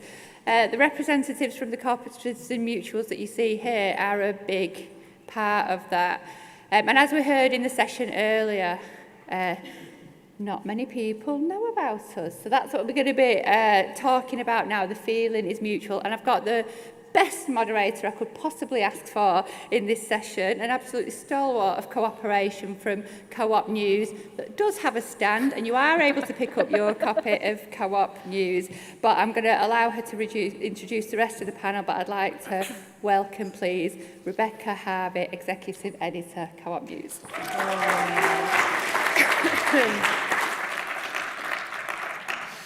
Thank you so much, Rose. I'm delighted to be here, and it's so lovely to see so many of you today. I mean, what a busy time it's been for mutuality recently. We've had the Coventry Building Society bringing the Co-op Bank back into mutualism. We've got the Labour Manifesto launched this week at the Co-op Group headquarters in Manchester. It's reaffirming its commitment to double the size of the co-op economy. And today we have 5 brilliant people from the co-op and mutual sectors who will be drilling down into how co-op and mutuals can work better together. Because let's face it, we can be working better together.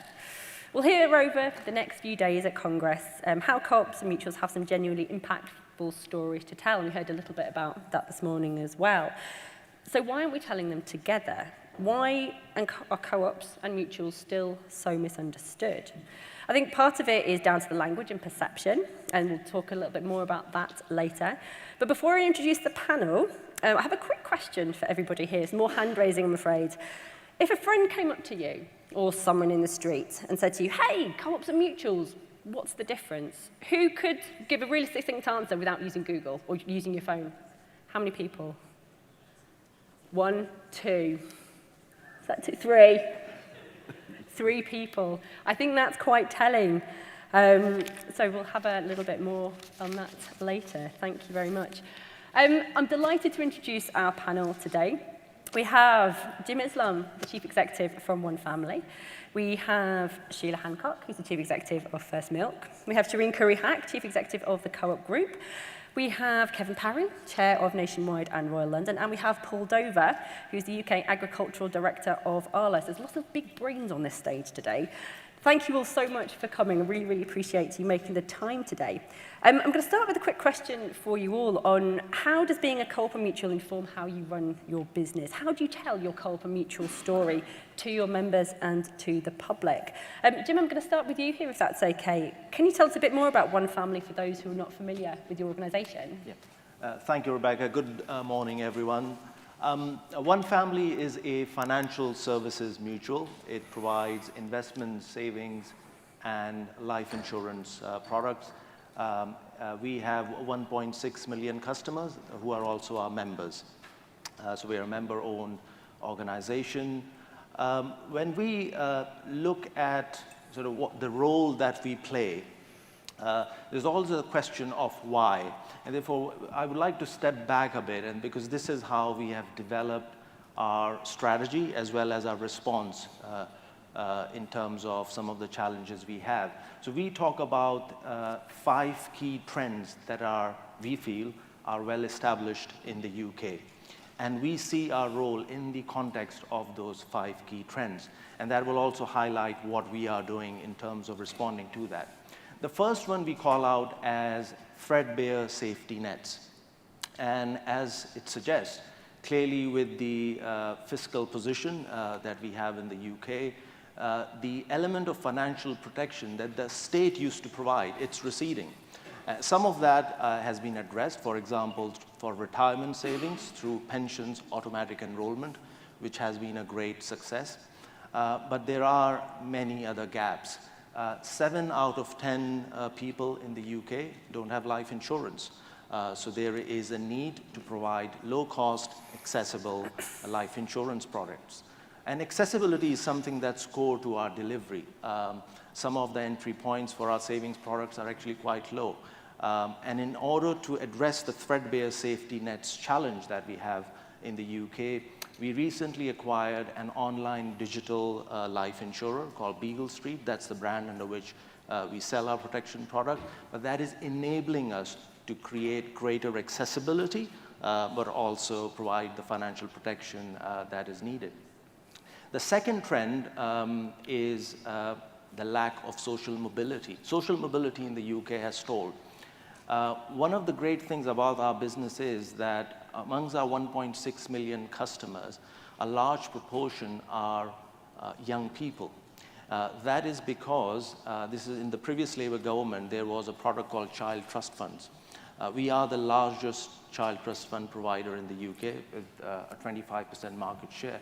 What that means is that 1 out of 4, every 18-year-old during the last few years and the next few years is our customer. But it enables us to actually understand what they want and what the challenges are. We know from our research that when we look at Gen Z and millennials, a third of them have deprioritized savings for a property. They've just not, they think that they can do that. We also know from our research for 18 to 40-year-olds that almost 60% were struggling to save because of rising food costs. So there's definitely a need to, in order to create social mobility, the need to create products that enable people to save. We feel that some of the products are there, such as lifetime ISA, but again, there are some restrictions on that product which don't make it that attractive, and more needs to be done, and we are indeed campaigning for that. The other ones, if I could quickly cover, 100-year life, it's something that is well established. People are living longer.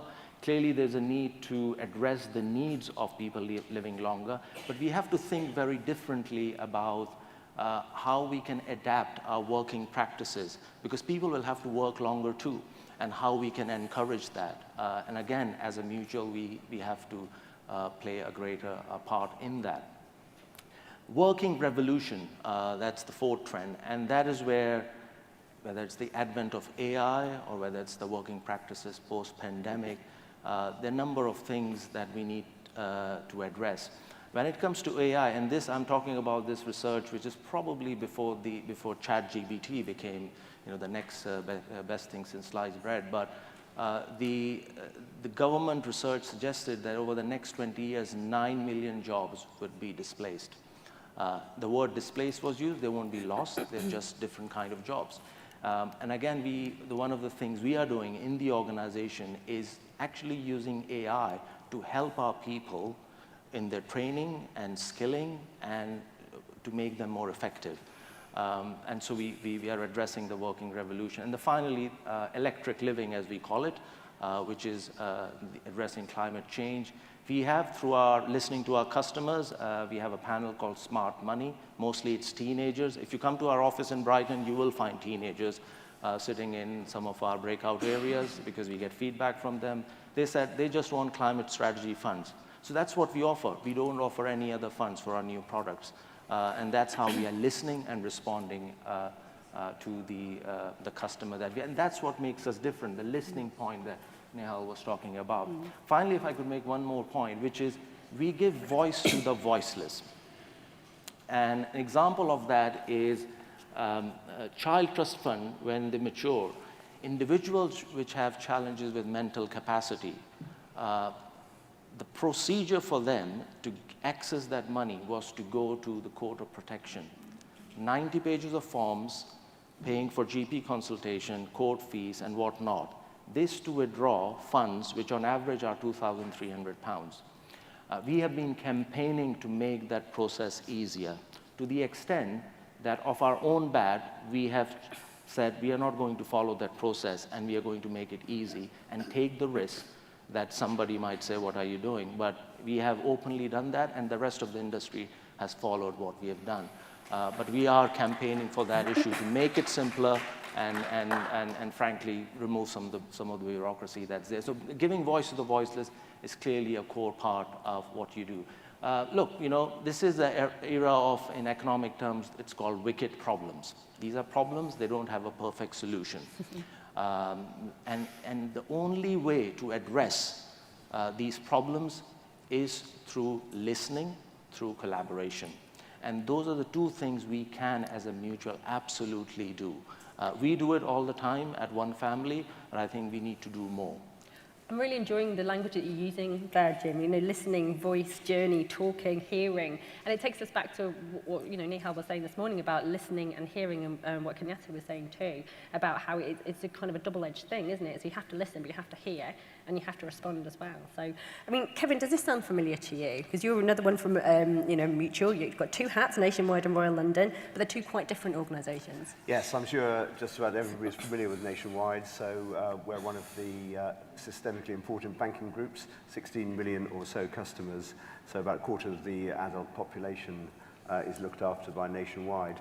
Royal London might be slightly less familiar. It's got about 4 million customers, and that's about life assurance, protection, a bit like Jim, and but also pensions, which is probably its core business, and in particular workplace pensions. So the way we look at in both is quite similar. We're always focused on the customers. The customers are the members, and the difference, I think, that is so important in a mutual, whatever its legal form, we might come back to that, but it is that everything you're doing is to the benefit of the members. There's no other shareholder that you need to give a return to. And in both organisations, we're able to do that in two ways. One, to give finer pricing. So if you're depositing money with Nationwide, you will on average get a better interest rate than you will elsewhere. If you're borrowing from us, you'll on average get a better borrowing rate than elsewhere. But it's more than that, it's also service. So we have got the best service out of any banking organisation in this country, number one. And we think that is also part of being mutual, because people value service. We also keep it close to people, so we're committed to keeping our branches open for the foreseeable future. That allows people, when they've got moments that they perhaps don't understand what they're doing, or perhaps they're not confident to do things online, but actually the main time people come in is for big transactions. What is a mortgage? How do I get one? I want to borrow money to buy a car. How do I do it? Or family events. I'm getting married, got children, getting divorced. My parents have died, or one of them has died. All of those times people like to have human interaction. And we see that as a very important differentiator for being a mutual. So it's more than just the products. In both organizations, though, we also give a dividend at the end of the year. So a lot of you might, if you probably quite a fair few Nationwide customers in here, I would imagine, I would hope so anyway, you might have had £100 into your bank account in the last few days as the fairer share reward. And in Royal London, we increase the value of policies, so another distribution that goes back to members. Nobody that is not a mutual, if you're not a mutual, you won't be doing that, so you get an added benefit. So I think there are enormous focus on the individual, and interestingly, in terms of Jim's point on inclusivity, in both organizations, we also think about those who can't easily be customers of ours. So in Nationwide, we do an awful lot of support for homelessness. Our main job is giving mortgages, people have houses. There's also a bottom end of society that very sadly are homeless. So we do a lot of work there. And we also do work in health, for example, in Royal London. We do life policies. The biggest cause of death is cancer. 60-odd% of the population will experience it at some stage during their life. So we give a lot of money to cancer research in our case. So 1% of our profits go back to those that are not able to easily be customers, members of ours. So really important differences, in my view, for being a mutual. I think that's really powerful, the idea of being the benefit for the member. And I guess, Sheila, as a dairy co-op, with the farmers as your members, that's quite something you witness daily. Yes, I mean, we are, when we just talk a little bit about the business. So as a dairy cooperative, we've got about 700 farmer members across Scotland, England and Wales. And they're farmers, but they are families. And I think that is an important element of being part of a cooperative. Some of the things that we think about in terms of how does it affect the business that we run and how we operate. The co-op ethos is very, very central to the business. It really is runs to the heart of it. For us, it's about how do we engage with our members and how do we talk to them. It's about, our business is about trying to create long-term value for those family farms.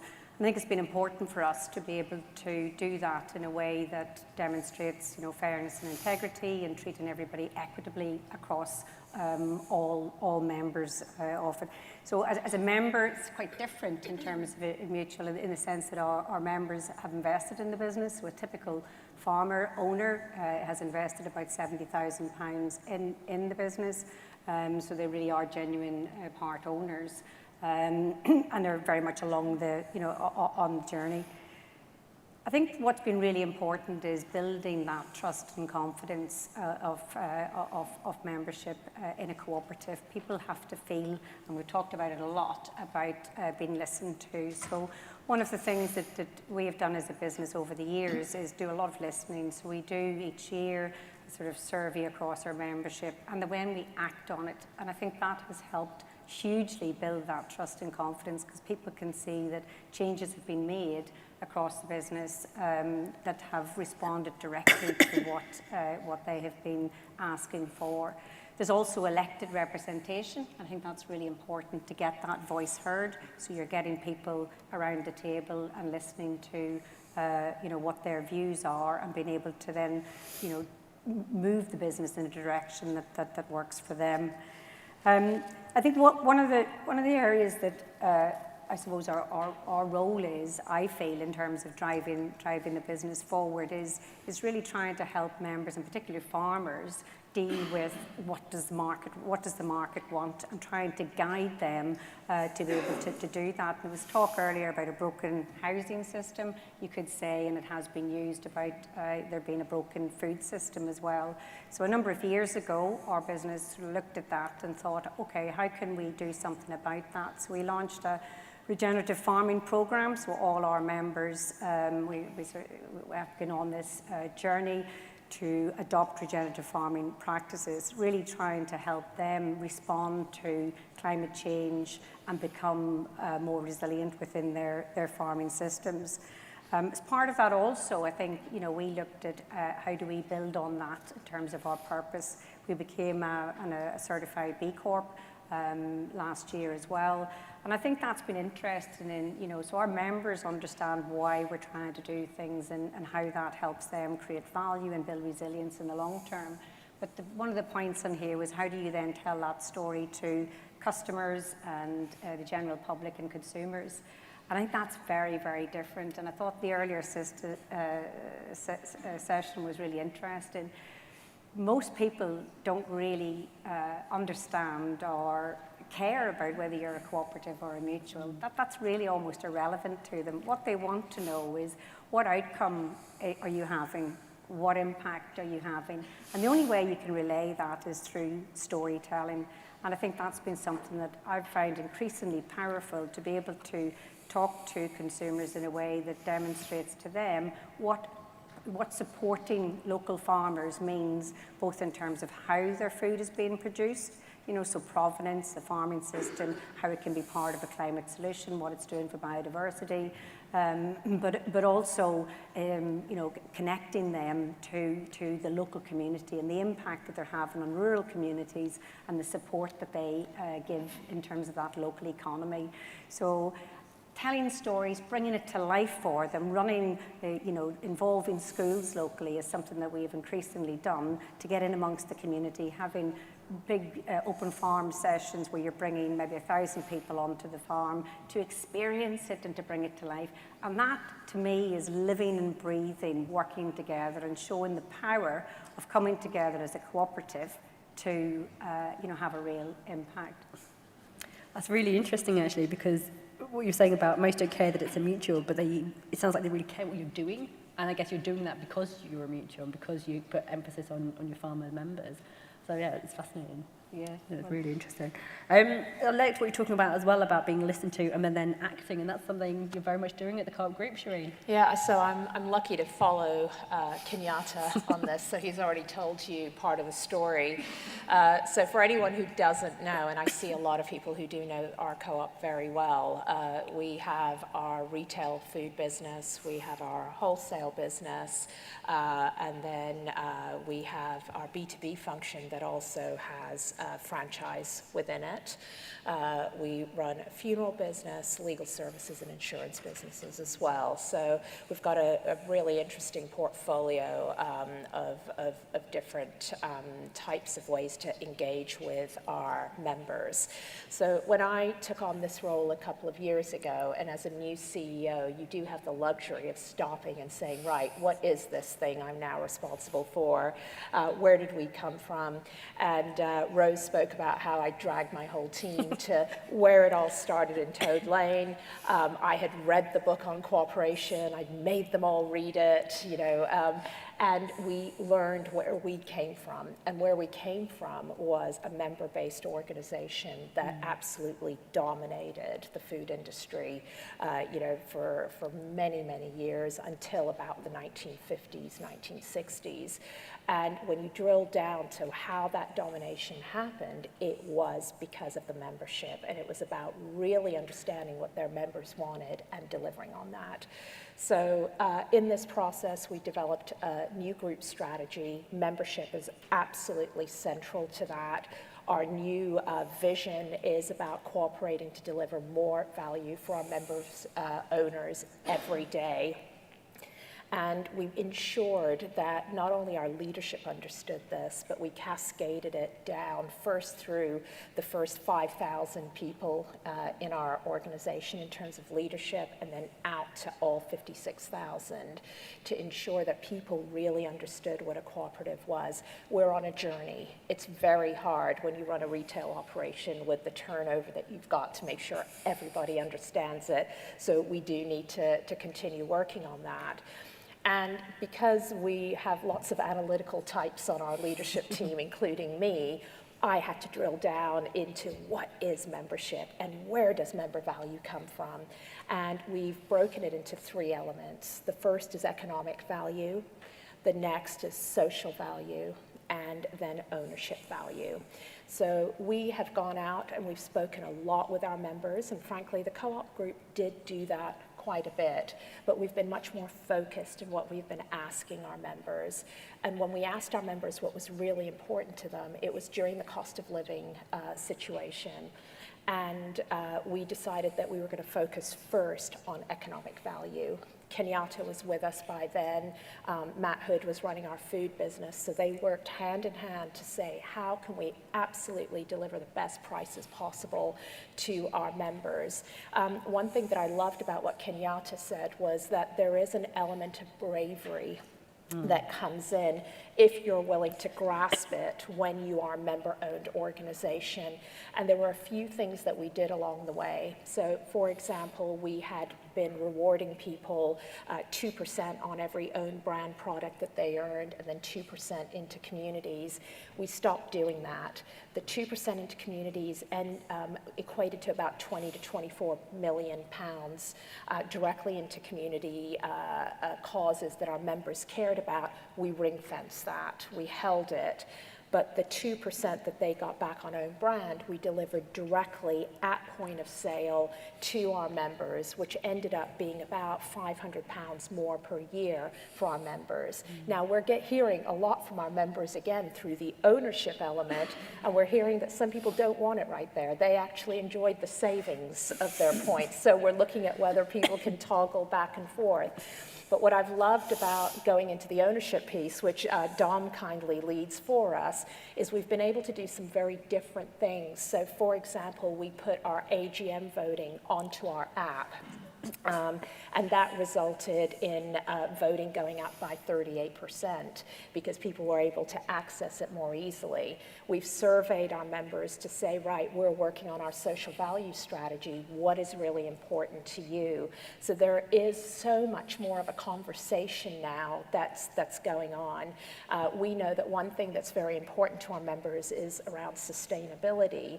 And just back to this bravery point, not having to report to shareholders, being able to report to your members who do own your business, and our members are our colleagues as well as those who are our consumers. They told us that sustainability is very important. So one thing we did early on is we said, right, how are we actually delivering sustainability? And one thing that we found was that we claimed to be a carbon neutral business through the purchase of Regos. Then you drill down to the next level and you ask, well, what are these Regos? Well, actually, they funded a PPA at some point, but now they're just traded. And they're bits of paper that may not actually relate to the green source of the original transaction. So we pulled out of those. Could you just explain what Regos are for anyone who doesn't understand? Right, so Sorry. basically, Alan Vigar. There are going to be people around here that go, no, that's not it. It's basically saying that if you invest in a green project around green energy or something like that, you get a certificate saying that that investment has happened. Now, that certificate can then be traded like a stock in the open market. So if you buy that certificate, you have actually bought an investment, a piece of paper, but that does not mean that you have actually done the investment. Neither does it mean that your organization and the way that you run it is sustainable. So, you know, when you're member-owned, you can have a very honest conversation that says, you told us this is important, we're not going to whitewash this, we're not going to pretend, and, you know, Grace talked about that earlier. Yeah. And if, you know, it's our business. We're not going to pretend to be something we're not. So, and you know, our AGM was very interesting for anyone who was there. You know, I was stormed on the stage by the chicken protesters, who are the loveliest people. You know, they apologized as they were coming up onto the stage.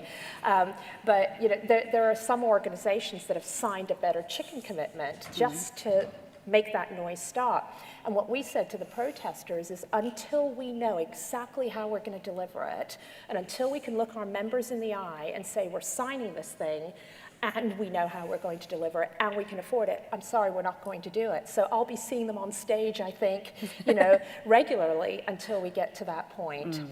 But it really, that conversation with our members, the real focus on it, and then the way you run your business thereafter, I think is fundamentally different for organizations in this, in the mutual and cooperative space than they would be in the straight corporate.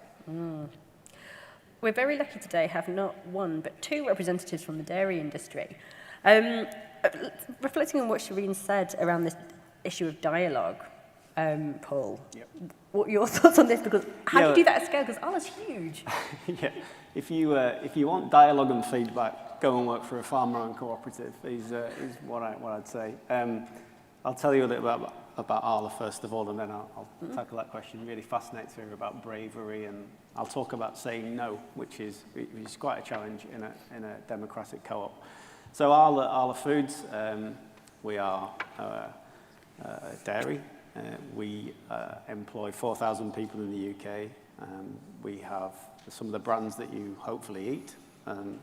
Just let's take butter. If you are from this area, you might eat Anchor butter, which is ours. If you live in the north, you might eat Lurpak.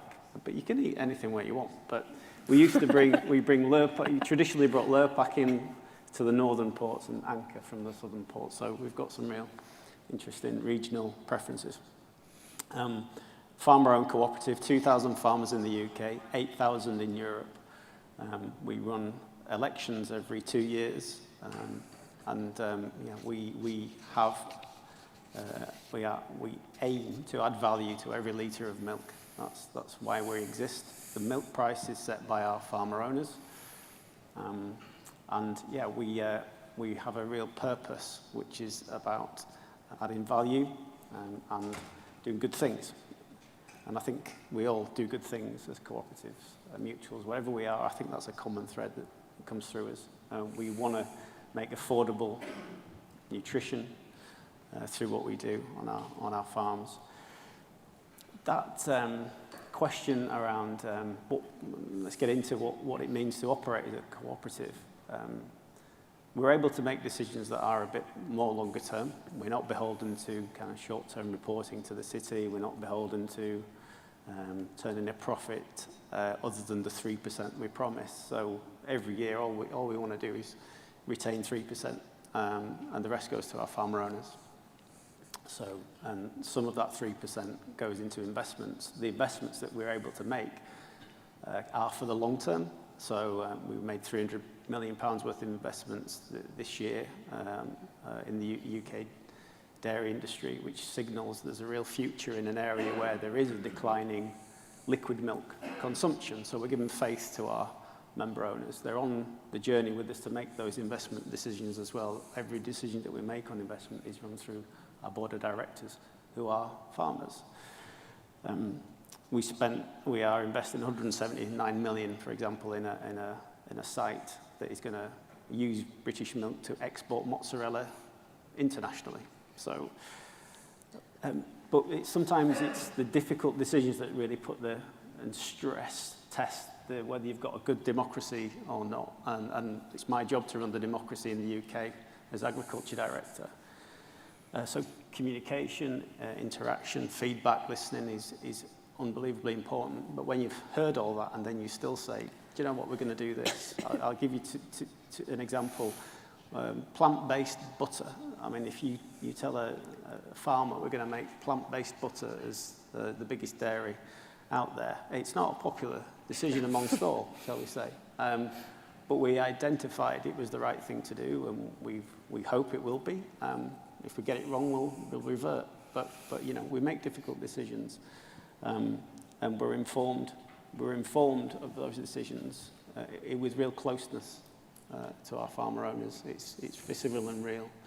Let me tell you a story. It was raining when I arrived.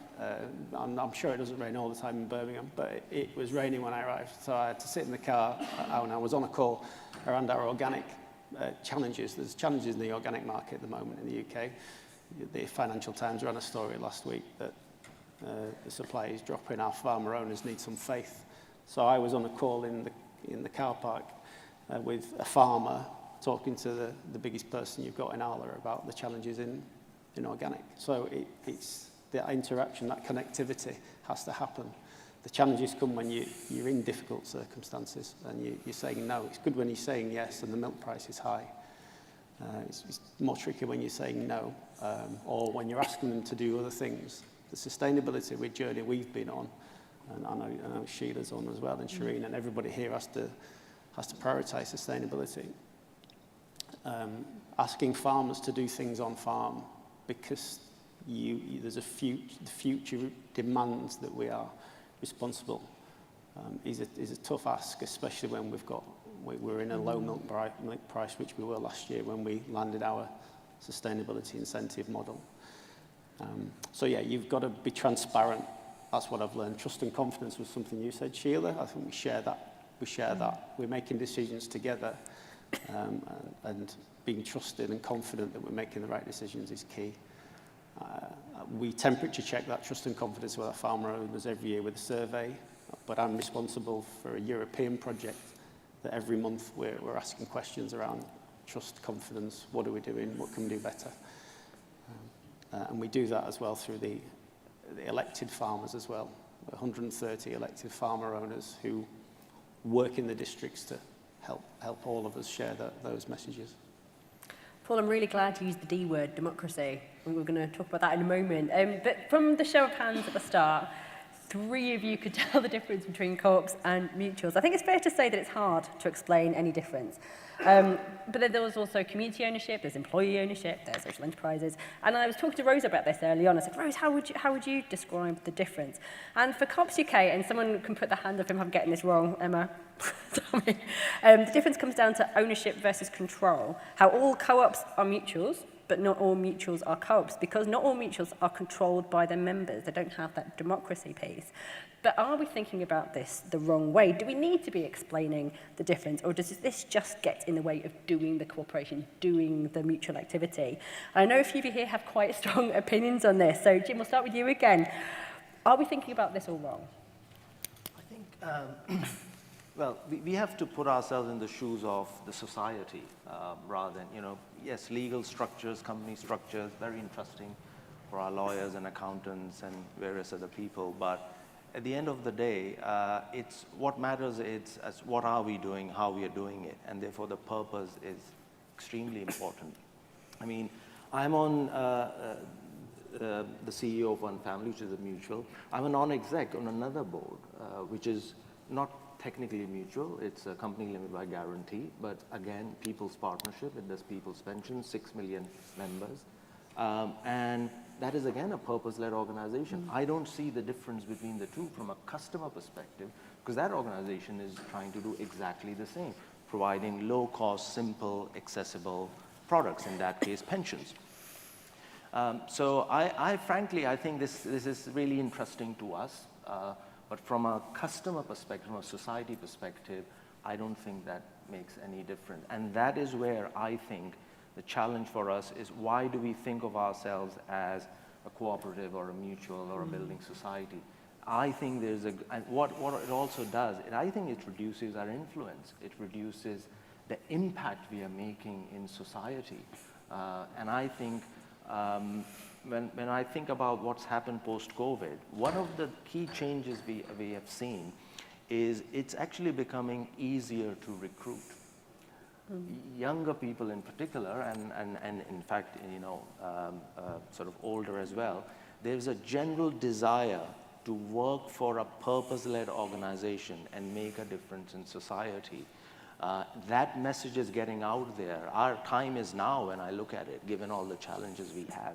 So why can't we be bolder? Why can't we just remove all these, if I can call them shackles of various corporate structures, and really get the message out there in terms of the impact we are making in society and the responsibilities that we have and what we can do more of. That way we'll have a greater voice with the government, with the various stakeholders, and I think then we can address some of what I would call the fundamental challenges that we have. Because look, at the end of the day, we have to run these organizations in a very commercial way. I mean, I almost say that being a cooperative or a mutual, there's a greater responsibility around running the organization in a commercial way.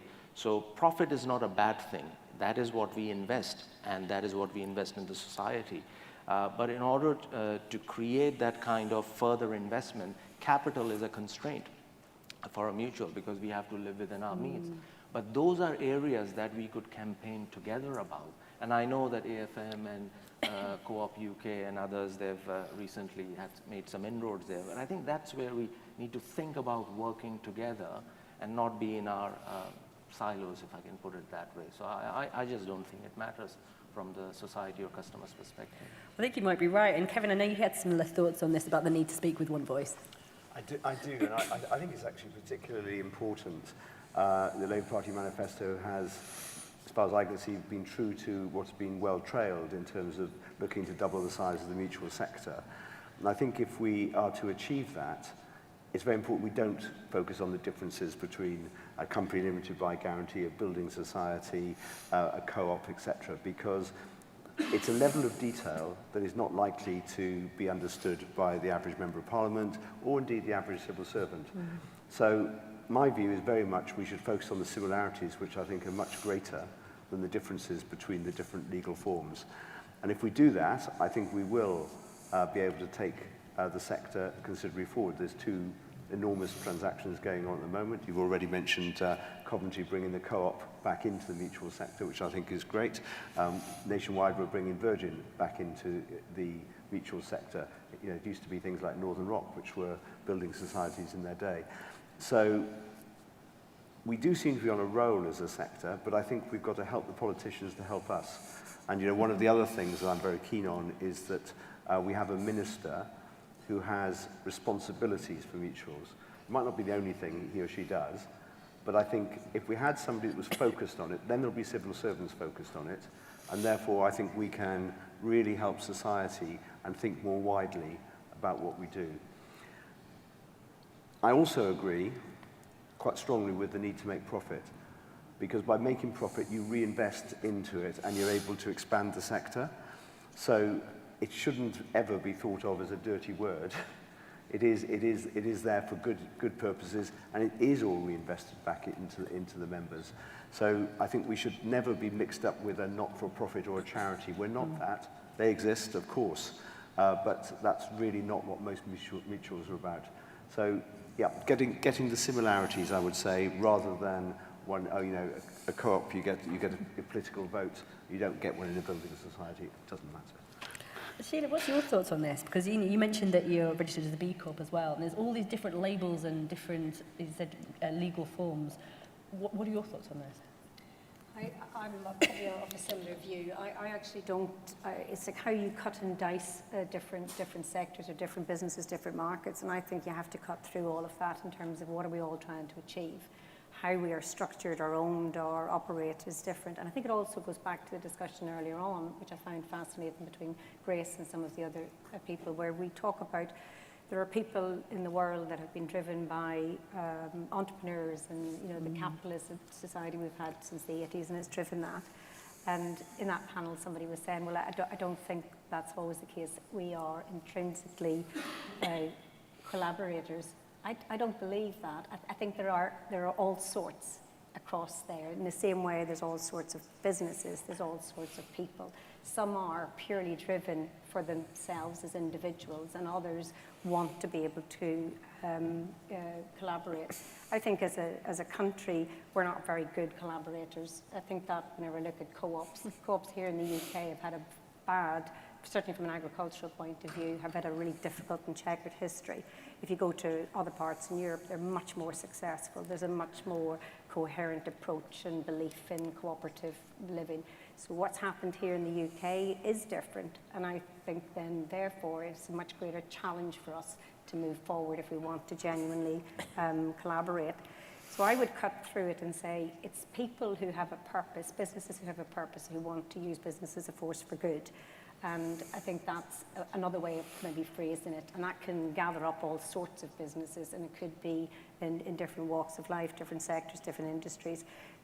One of the reasons why we went to become a certified B Corp is it is a different, it's another body that's trying to do something similar, and it doesn't matter which walk of life you've come from. You can go to try to be become a certified B Corp. And that's about, I think, trying to get businesses and people to rewire how we're wired. Businesses and people have genuinely or have been hardwired into making decisions based on financial outcomes. It's quite a natural thing. Now, it is important to make financial outcomes, but part of, I think, this using business as a force for good is about trying to think about what is the impact that your decisions have on both financial, but also people and planet. And that's the whole 3 Ps issue that we've been trying to engender into. And I'm sure if we talked here, those are things that increasingly you want to be able to get that balance right. Yes, you have to have money to invest, because that's a prime. They often say you can't be green if you're in the red. And I think it is a bit like that. You've got to be able to show that you can commercially make a viable business and a resilient business. But when you get there, you then have the ability to make choices. And so therefore, to me, it's not whether you're a co-op or a mutual. In fact, if you went onto the street, I'm not too sure people would even know what a co-op was. But that's how low I think the understanding is. It's more about purpose, what we're trying to, and I totally agree with you in terms of, as an employer, we are seeing increasingly people wanting to work for a business that have got a purpose. They want to know why we're doing things and what's it all about and what impact are you having. Yeah. It's fascinating what you're talking about co-ops working together and cooperating around Principle 6. I remember when I first joined the co-op movement, it was ironically said that the problem with the co-op movement is it doesn't cooperate and it doesn't move. And I really think that has changed now. People are working better together. Principle 6 is far more visible. And I can definitely see that in the co-op group, Shireen. So I think I come from a slightly different place than my colleagues here have come from, but I will end up in the same place. So don't worry, we're not going to fall out. I fundamentally believe in the concept of a cooperative. I fundamentally believe that you do have a different kind of business when your consumers own that business and have the ability to guide that business in the direction that they feel that it should go, and they have a sense of ownership. So that I absolutely believe in. I absolutely believe in the values and principles as well, and the fact that cooperatives everywhere, not just in this country, but globally, adhere to those same values and principles. And, Rose, you'll say there'll be different levels of adherence and who's going to audit it, but it's all there for all of us. And I think that makes us a different kind of organization. Now, the owner control, I think, has a real societal value right now. It was just, I read today that the British public has its lowest confidence in government right now, and in business. People do not have confidence. Young people don't necessarily feel listened to. I mean, you see some of the protests that are happening out there. You see how young people are feeling marginalized. And I think that there is a real place for owner-controlled businesses that do good and serve their members at this moment, not just in this UK, in this country, but globally. However, having said all of that, sometimes cooperation is difficult, and within the cooperative sector, within retail here, we've had some huge successes. For example, jointly buying, jointly distributing, being able to gain competitive advantage for us from that. We've looked at other areas and we've been a little less successful because we differ in scale, we differ in our objectives. So I think that it is important to recognize that sort of difference. At least that's what I'm doing. Now, in terms of cooperatives and mutuals working together on things that we should be banding together on to make a real difference, I think that is important. One example, raising capital. We cannot go out and issue shares like our competitors can to raise capital. And, I sit on a different board as well, and I'm fascinated at, you can just raise capital like that.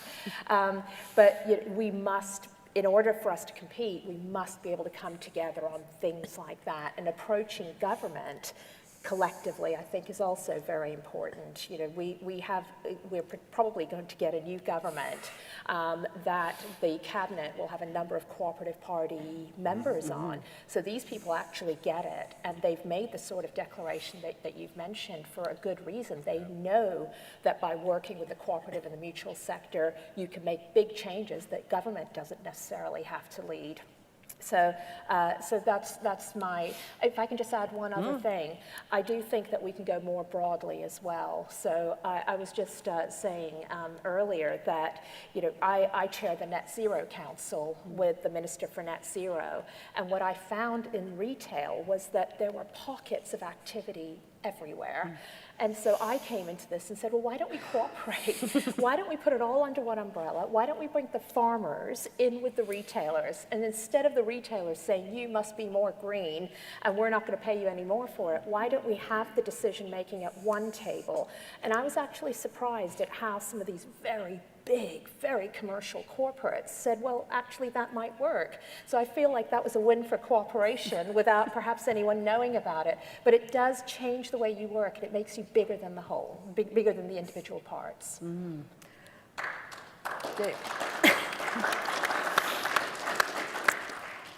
Paul, what are your thoughts on this? Well, that was inspirational, your summary there. We were at the Farm to Fork event at Downing Street, and we shared the same energy coming out of that room. And there is, I think, a sea change. I'm very optimistic about what came out of that. I feel a bit guilty, in all honesty. So we're the third biggest food company in the country, and we don't really talk about being a co-op very well, I don't think. We've reduced, made massive strides on our carbon reduction, and we've got some bold targets. We're winning contracts with retailers, food service customers. We're acquiring organisations based on us being a cooperative. The hedgerows in Cornwall are looked after by people who are in our cooperative. But I don't think we're talking enough or working together enough, and I feel bad about that. But I'm here today to symbolically join that movement. I think we can do more. I think Shireen's words there around cooperating would be more powerful. We've all, I'm sure all of us around this table have taken politicians around our sites or whatever we've done in the lead up to the election.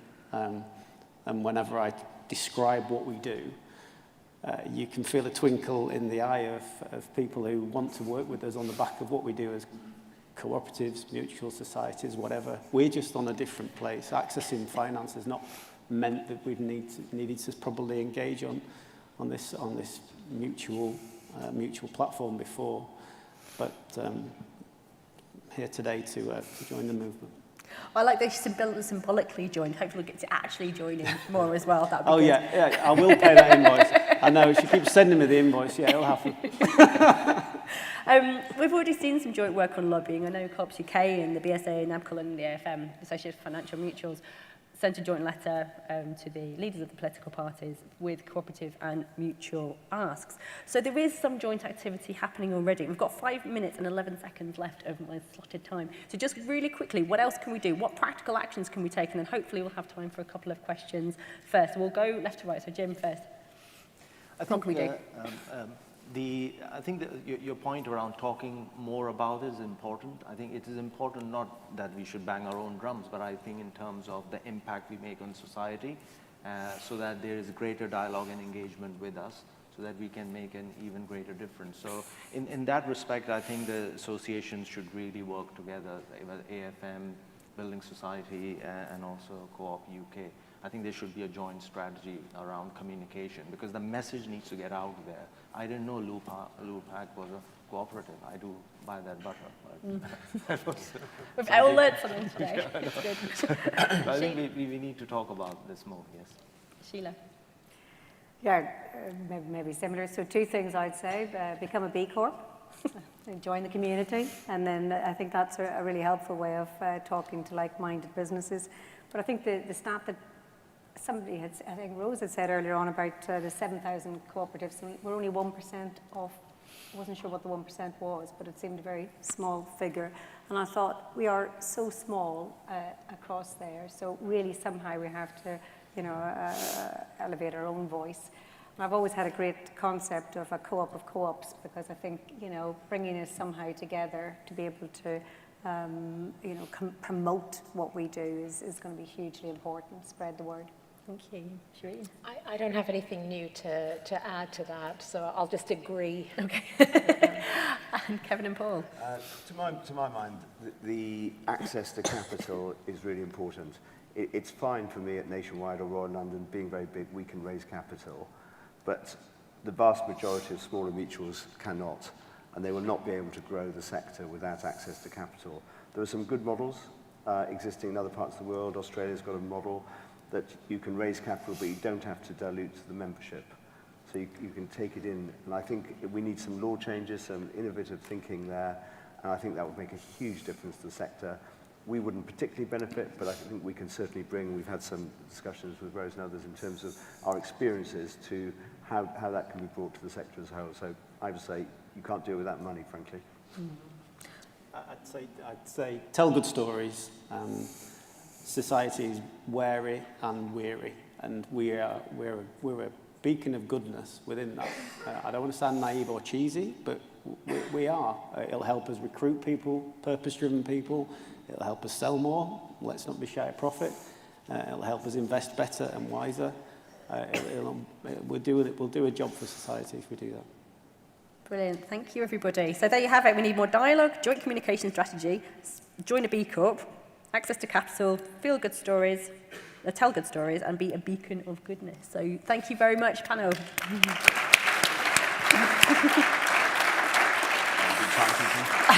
I'm going to try and do 2 questions. Do we have time for 2 questions? Is that okay? Have we got any questions? We've got, is that Robin over there? Robin Fee. Thanks so much, Rebecca. We've been talking a lot about bravery this morning, and I was taken with Rose's opening comments about Royal Mail and Thames Water. How brave is the sector, do you think, prepared to be in that inclusivity? For example, in embracing a concept of very large public sector, public service mutuals.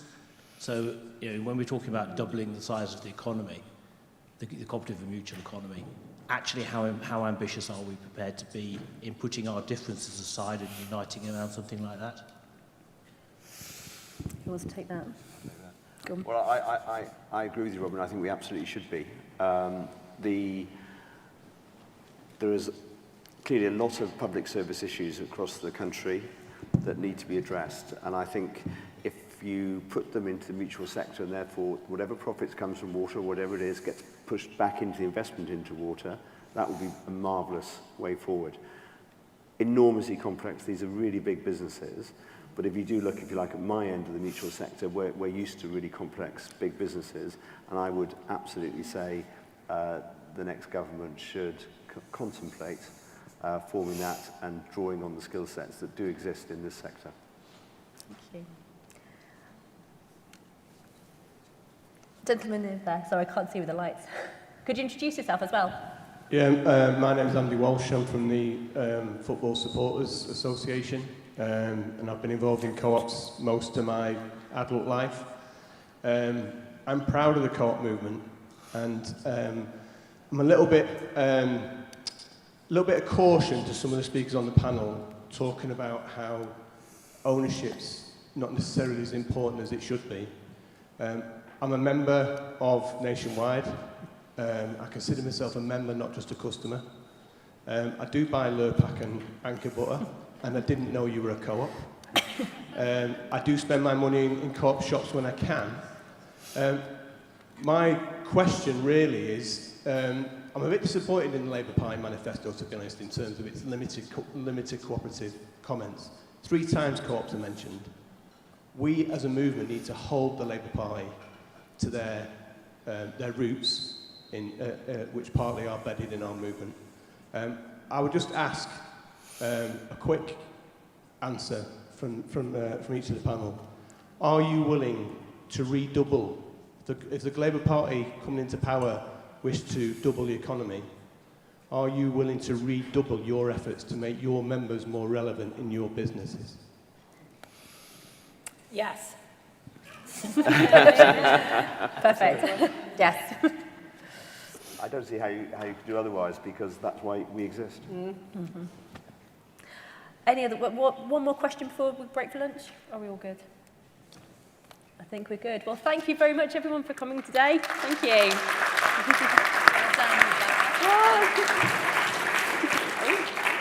Rose has had to go for an interview, so you've got me. I head up the member services team, so Paul, I'm going to catch you after this. If you're going to join the movement, then you're right here. Lunch is just over there, through the double doors, and then we're back in here in an hour for the afternoon session. Thanks, everyone.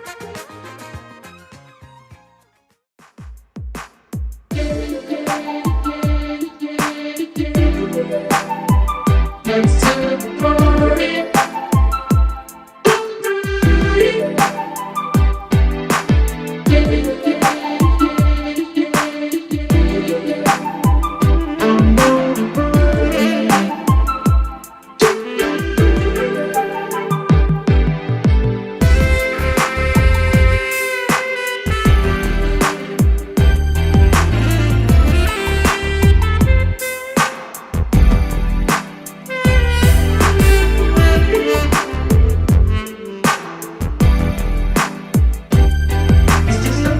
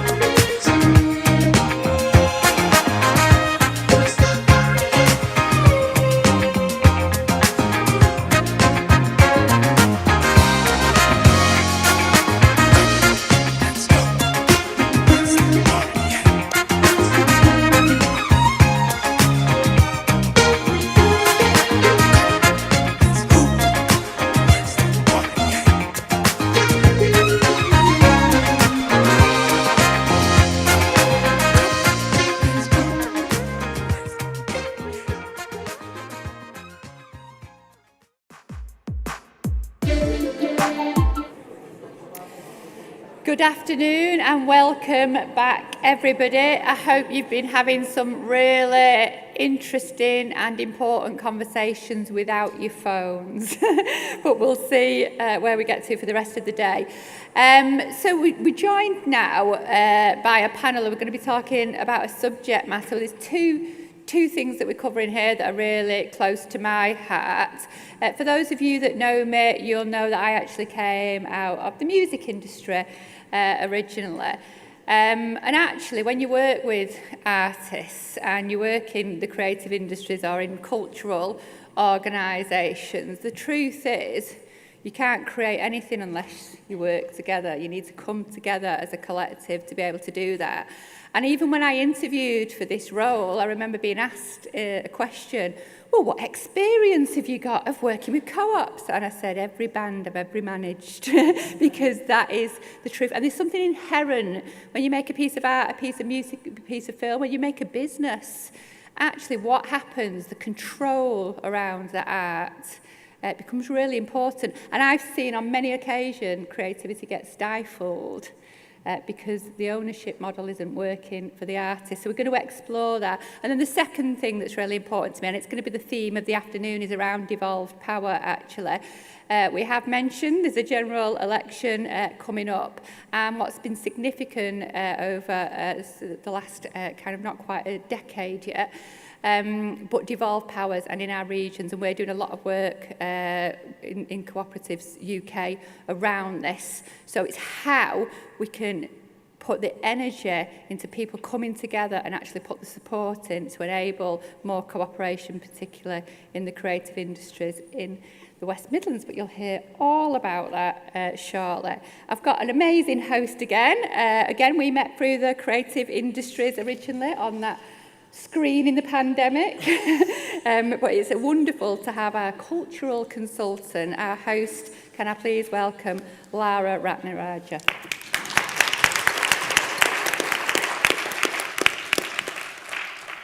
Thank you very much, Rose, and thank you for knowing how to pronounce my surname, which was, she went, it's just as it's spelt, isn't it? And I thought, first person that said that in about 10 years, so I'm very pleased with that. I'm Lara Ratnaraja, I'm a freelance consultant. I live in Birmingham, but I work all across the UK, and I work in the creative industries. Particularly, I work in place-based cultural strategies, so kind of culture that is relevant to towns and cities.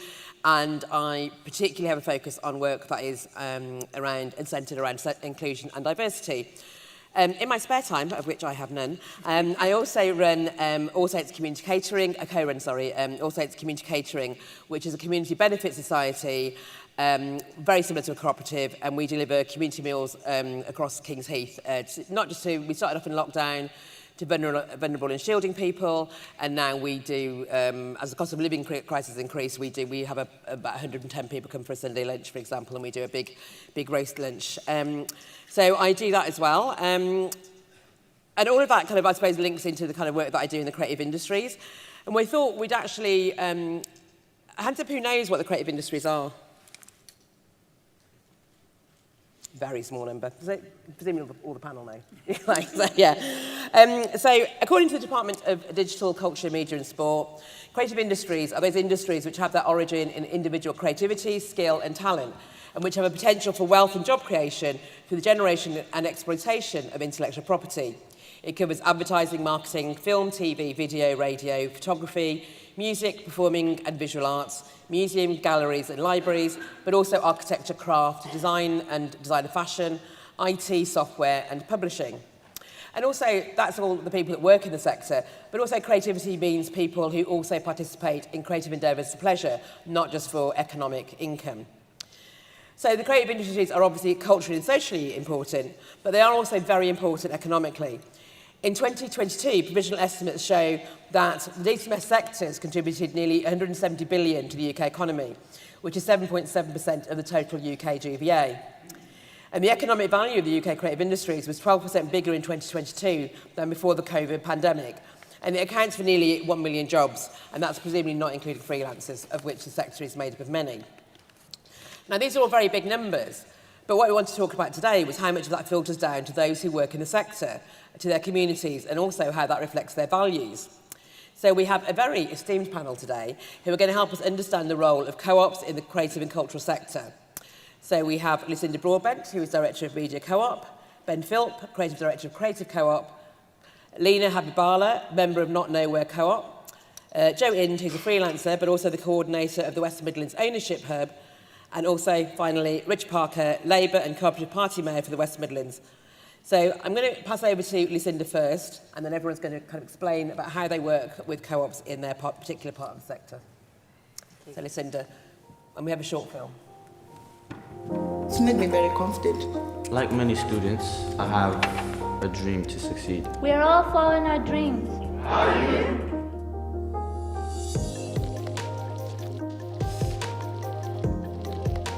I work out a lot on computers. I do things myself to help people know I can do it.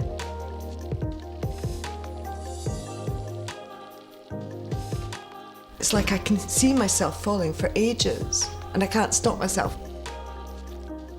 We feel quite like, oh, what is those equipment? We really need to do that. I always thought if it happened to me, I'd fight back. But actually, I just froze.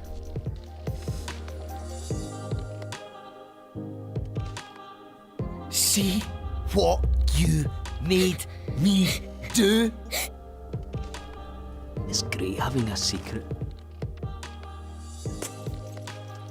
Making that first step can be hard, but take that deep breath and just step forward. The choice to go, to stay, but how do I decide? I was a child. I was a child. There was war. And we were persecuted. I had to get out. I had to get out. To save my life. To save my life.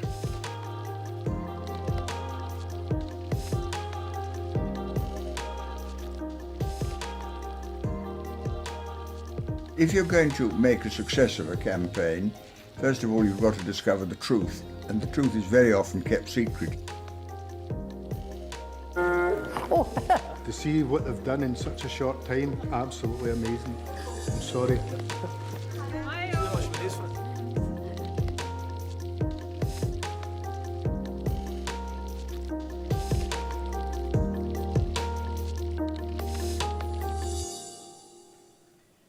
Hi, I'm Lucinda. I'm one of the founders of Media Co-op. We're a workers' cooperative.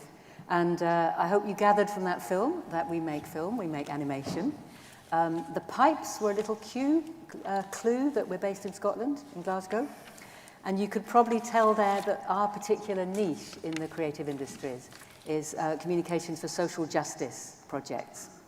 And the other thing I hope you could see is that a thing that we do is ceding power and the actual hands on the cameras to the people who are involved in the films, whether it's young refugees or people with disabilities or whatever.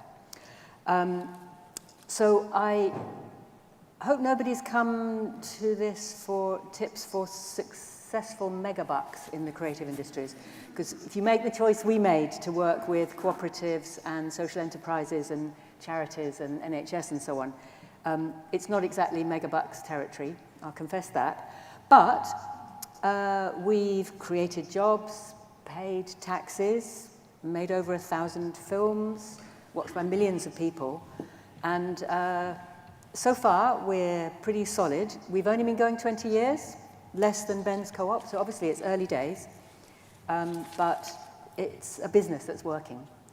And why did we set up as a workers' cooperative when we started working together? To be honest with you, the main reason is that most of us had been freelance before. Like I was a freelancer in television documentary production. So I'd worked in a lot of non-cooperative, very commercial companies, and just been in a lot of very unhappy workplaces. So when we got together to found Media Co-op, we thought, okay, how hard can it be running a company? And we discovered, yeah, it's pretty bloody hard. But the other thing we've discovered is that when you own it yourselves, there's a kind of self-responsibility that comes with that. which has made it work, and I have to say has made it the happiest place I've ever worked. Thanks. Oh, thanks, Linda.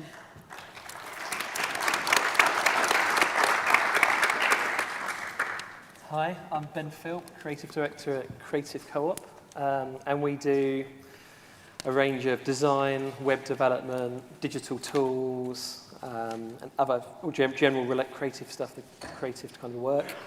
And the market people we work for are generally charities, cultural organisations, social enterprises, and generally anyone doing social good, and co-ops and everyone, that sort of area. And I originally started in the industry working in London for about 8-9 years, working at different design agencies, doing work for big FTSE 100 companies. And although it sounded quite good, actually, that became quite frustrating over sort of a period of 8-9 years. I was working for stuff people like Unilever, and I was becoming quite frustrated with the hierarchy and that side of things. So I was like looking for a different way of working, and over time I decided to leave. I started becoming a freelancer myself, and through doing freelance work I discovered, okay, I could work on the projects I wanted to, but I couldn't do the big ones anymore. But there's also like big charities and a lot of these organisations we work with now you couldn't work with as a freelancer. So as I was going for jobs, I was working with the guys at Creative Co-op, and then that sort of first year I was in freelance, they asked me to join. I became creative director then, about 11 years ago. And that then meant by working in the co-op way, that then brought the fact that I could still work with other people, because I really missed not working on my own. It was like something I really missed. So working on my own, I really missed working with other people. And having that, being able to work with other people and do the sort of jobs you can do then, with all the skills combined, made a big difference. Because it's an individual person, you can only do what you can do, so you needed them other people around you. So that was that kind of, the co-op model fulfilled that, but it also meant that I didn't have to worry about all of the, all of the sort of the negatives that I was having in the previous model of the hierarchy and lots of layers and that sort of things, and we could choose the work we wanted to do. So that's how I ended up at Creative Co-op. Thank you.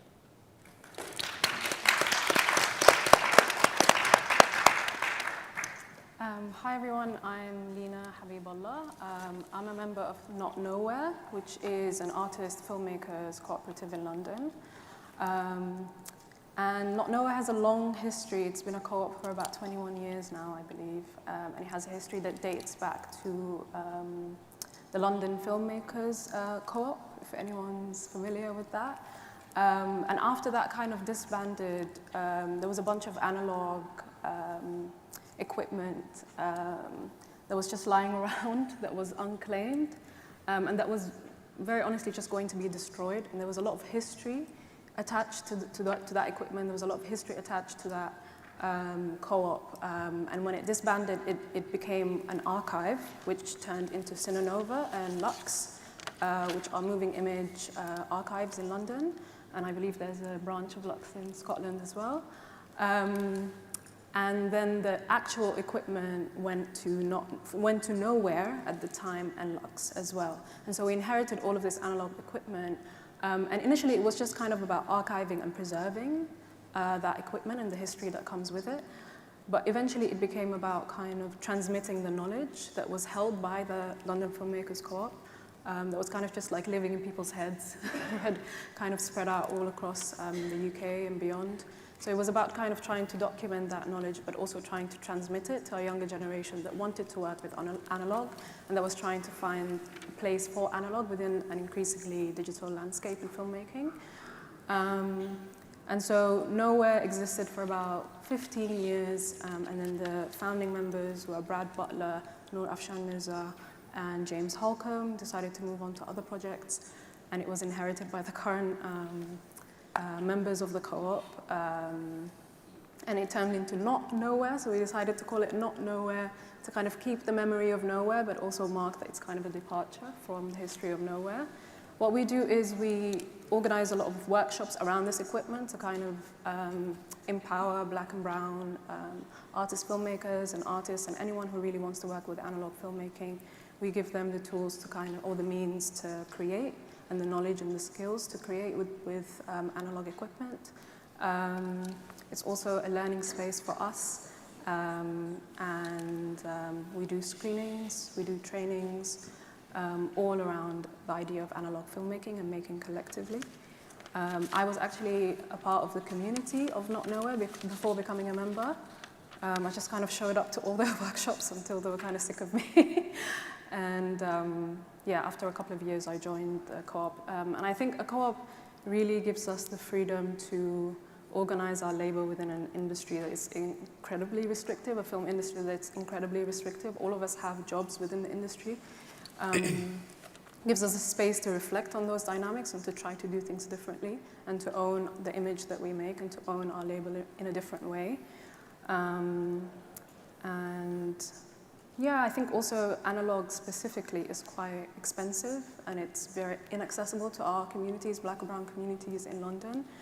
I know community is like a very chewed up and spat out word, but we really are rooted within our communities. And so, yeah, not feeling like there's a form of expression that's not available to other black and brown artists is something that we kind of would like to change. And being a co-op and being able to have honest conversations without, you know, risks that come with working in a particular institution, being able to have a direct line of communication to our communities, and yeah, being able to create collectively without the pressure of it being, you know, profitable in some sense has been really, yeah, wonderful.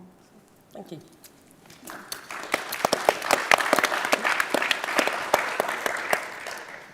Hi, I'm Jo. I want to talk about freelancing. If you don't know the creative industries, it's really important to understand the huge role that freelancing plays within it. It is something that characterises our industries. The figures say that there's double the number of freelancers in the creative industries in comparison to the rest of the economy. I'm sceptical about that, to be honest, because it seems far higher than that to me. And certainly in film and TV, you're talking about something like 80%. And it's really important to understand that in order to understand the challenges that there are in the creative industries. It has all sorts of implications. First of all, I'll just explain why it's so heavily freelance. I'll just take an example from film and TV. So if you want to make a movie, a film, you've got to get funding. How you fund it, how you get that money up front is incredibly complicated. There's all sorts of legal transactions that you have to go through, estimating how much you're going to make from merch, how much you're going to make from onward distribution, and so on and so on. And during that process, it is confidential. It's highly commercially sensitive. You can't go blagging about it. There comes a point when the I's have been dotted and the T's have been crossed on all those legal deals, and then a point where it is greenlit. And at that point, you say, right, where are our heads of department? Get our heads of department into place, get our next people. All these people are freelancers. And you've never got enough time to actually make your film. So this has to be done incredibly quickly.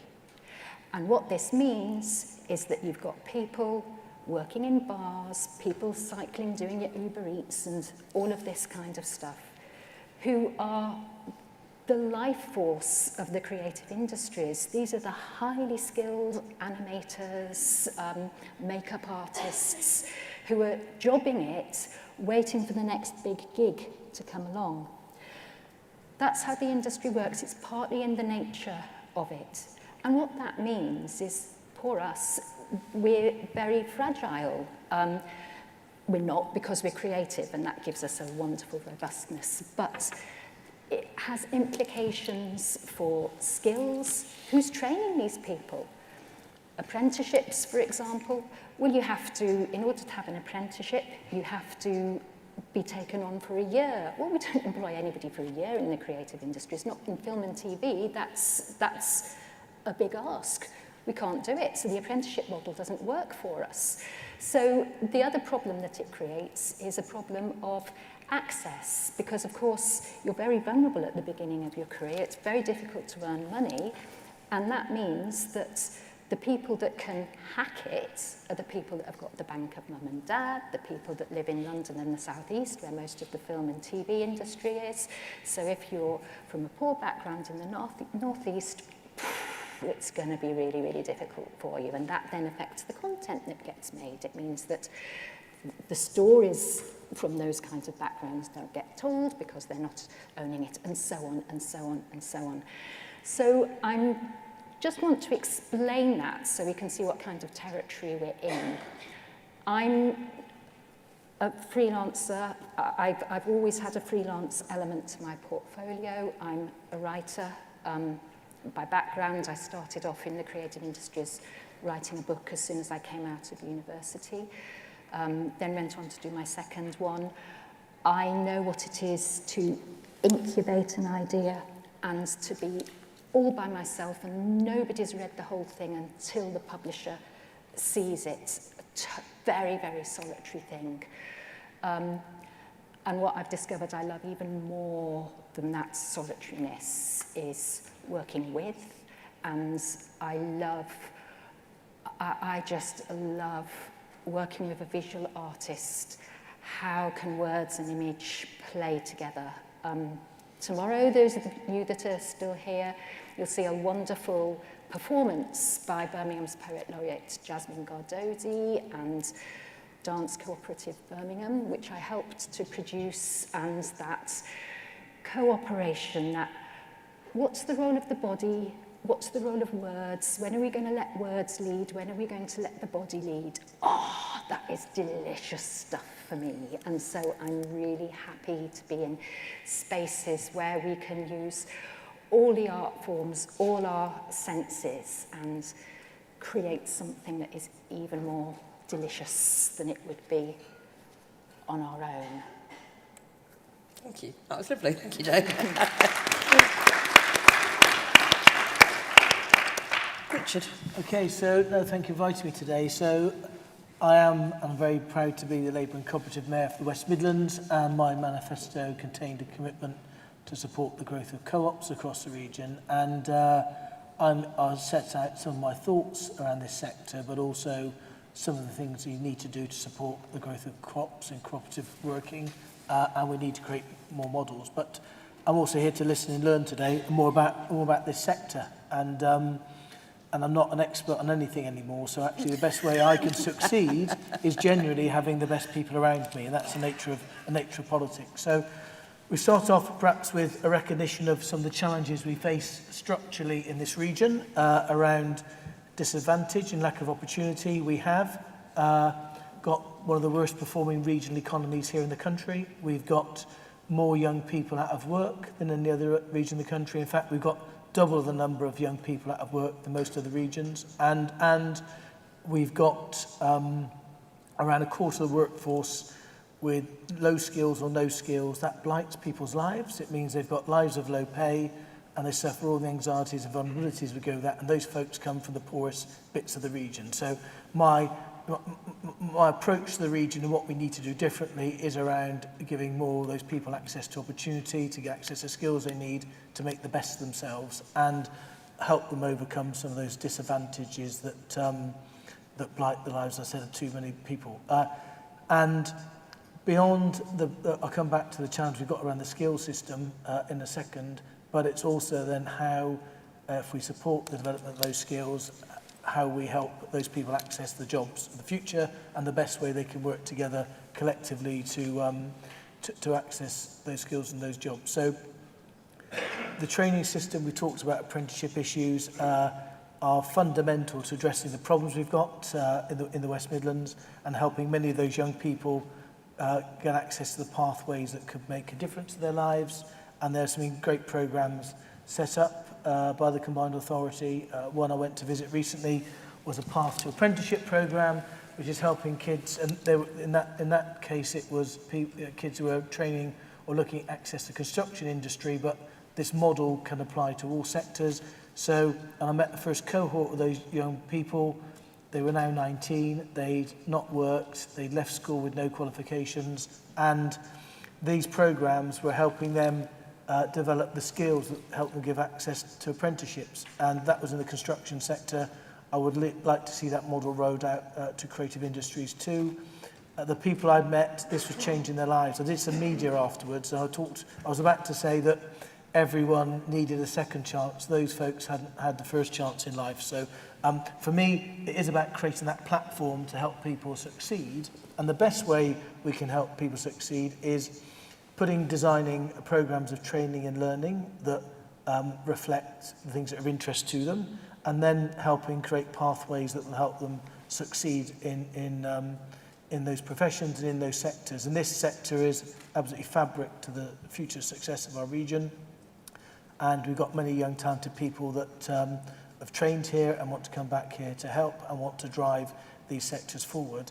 Over the last, this approach to skills and opportunity will be embedded as we go forward into, I hate the phrase industrial strategy because it sounds a bit heavy and out of date, but it's in essence, and we all come up with some words that reflects modernity, but within that, creative industries and culture will be absolutely fabric to it. And by doing that, we hope to knit together how we're going to grow those industries and support the growth of those industries in the region, and support people in both the training and the skills they need to acquire, but also support them in the way in which they work and access those sectors and might work together collectively, including through cooperatives, to access those jobs. So that's sort of the broader platform.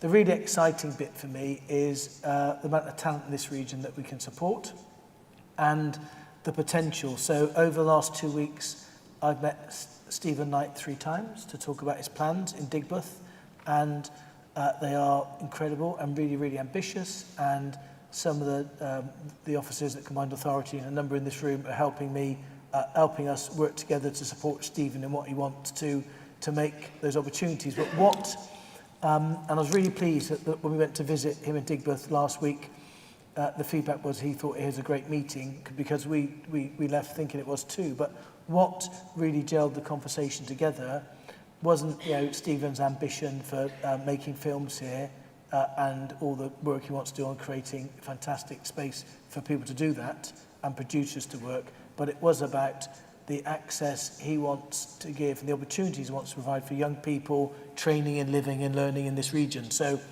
using the business he's developing to attract and retain people, to give them the jobs they need. And that was the bit that we really coalesced on more than anything. And he doesn't think it's right that if we create these opportunities here, those opportunities go to people who come in just to do a program and leave. So the bit we're working with Stephen on is about creating some expertise that will help those who want to film here get access to the facilities and support they need. But the other issue is those training programs that will help those young people particularly get access to the skills they need. The other bit of support which is really important is when those people do come out of their training, and is how they work collectively and collaborate to get access to those jobs. And too many people in these sectors, and we had a very good meeting, I think it was earlier this week, the day's going a bit of a blur at the moment, but with the key unions in this region. And when they were explaining that in many of people in this industry working in this region, the average salary is around £70,000, they described that as poverty wages. I didn't. So, and that is wrong too. And some of that comes from the instability and uncertainty of work, as well as issues of low pay. And I see the cooperative way of working, a more cooperative model, is a way of enhancing pay and reward and decision making, and giving those people in those industries and sectors a greater control over what they do and how they do it. So I think I've got this passion to look at other models of working, support models that support the way people today want to work, and giving them the flexibility they want. It's also a model that I think can actually raise pay and reward, and also give people sort of the balance, I suppose, to that work-life balance they might want. But the really important issue, the way I can make the biggest difference to people's lives here, it is about the way in which they work and collaborate, but it's also helping create, if you like, in this sector, the ecosystem that gives young people particularly the opportunities they need to succeed. Thank you. Can I just... Thank you. That's check, do people know who Stephen Knight is? Have you all watched, actually, how many people have watched Peaky Blinders? So Stephen Knight is the director of Peaky Blinders, which is now a global production, and he is based in Birmingham, and he's running his studios out of here. That's really interesting, actually, because I as a freelancer, and I say this, actually, I have a lot of privilege as a freelancer because I've been doing it a long time, and I can choose to work, my voluntary work, I came off all my Birmingham Arts Boards last year to focus on the work that I do in communities, because I can't do all of it.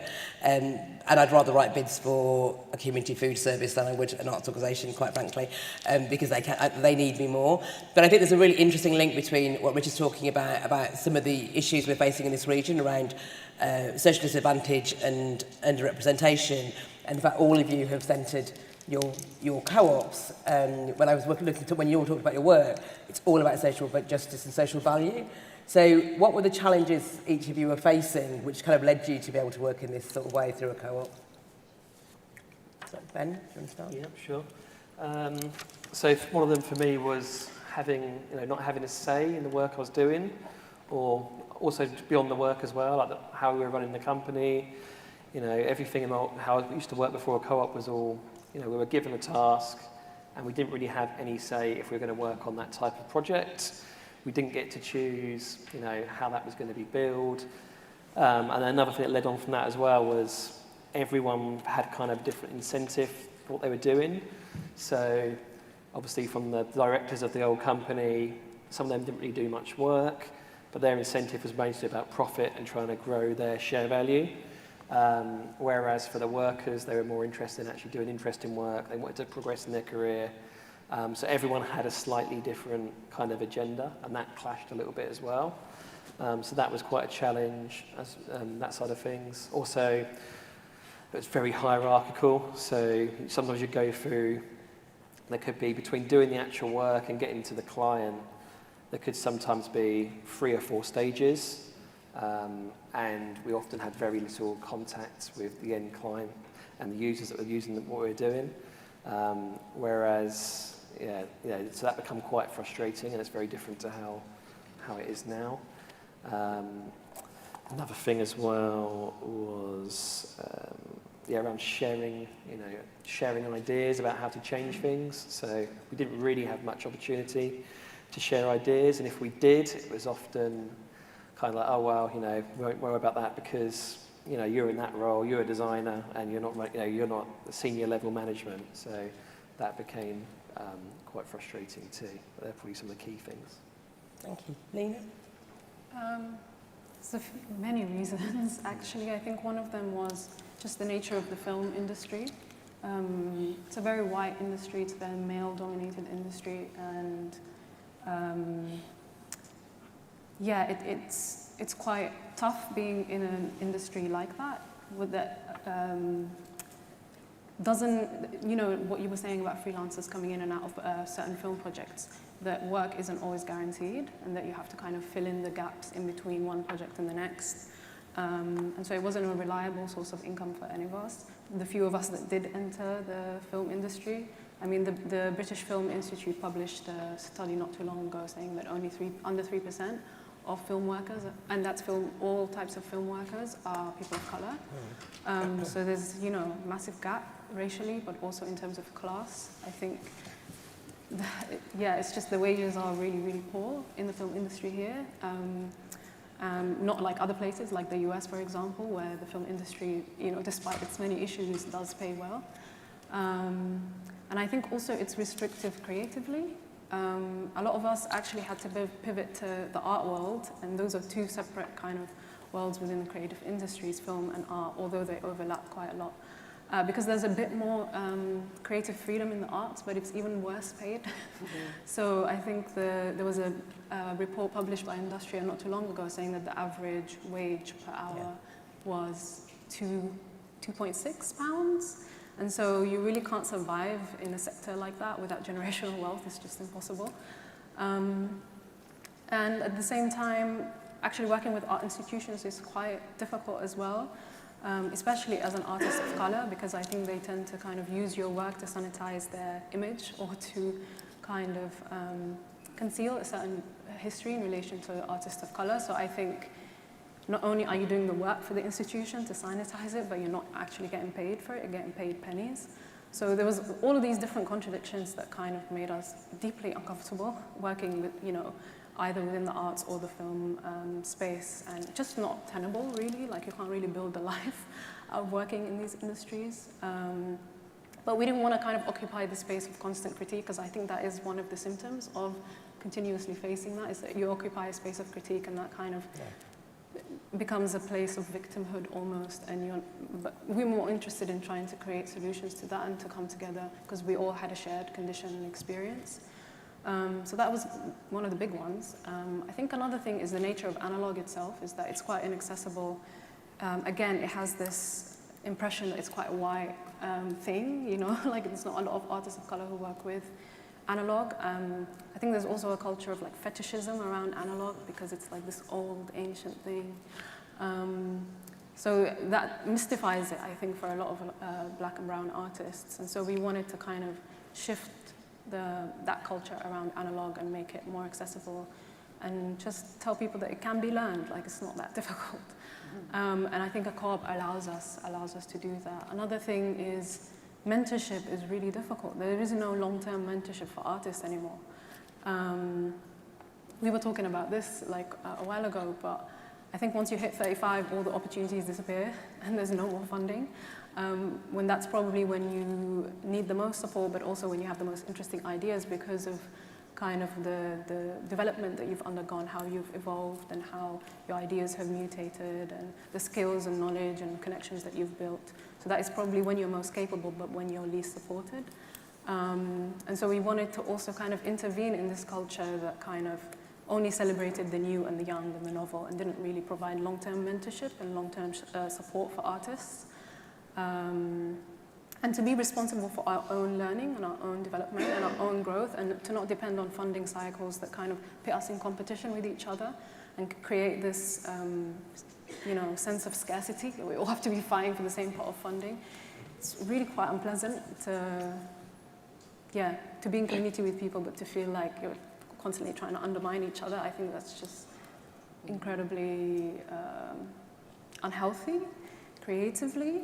And so, yeah, we decided that being in a co-op, owning our work and working collaboratively and being responsible for our own kind of development was actually better for us. And I think the last thing would be community, in the sense that within the film industry, you kind of like, you go in, you do a project, you end, that's it.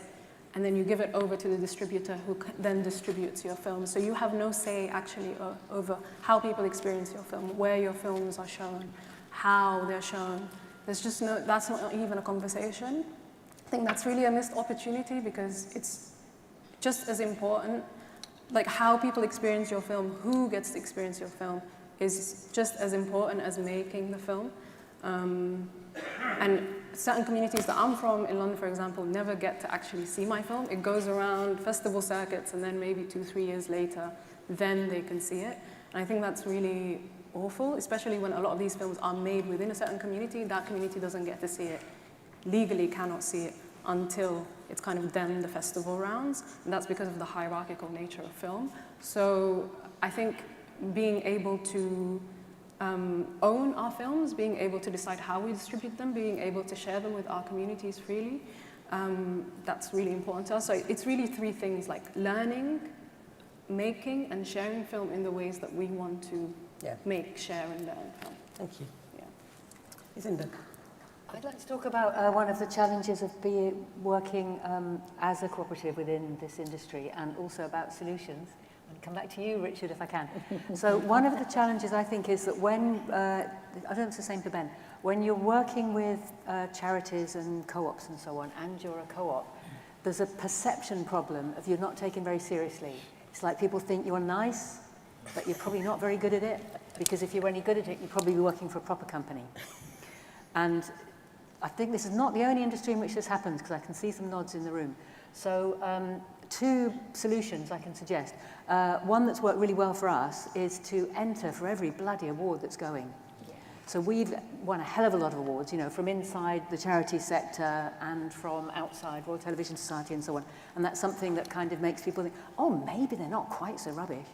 And another sort of aspect of not being taken seriously for us has been not being taken seriously by the state, in the sense that when there's business development money, it's for businesses but not for cooperatives, as if we weren't businesses.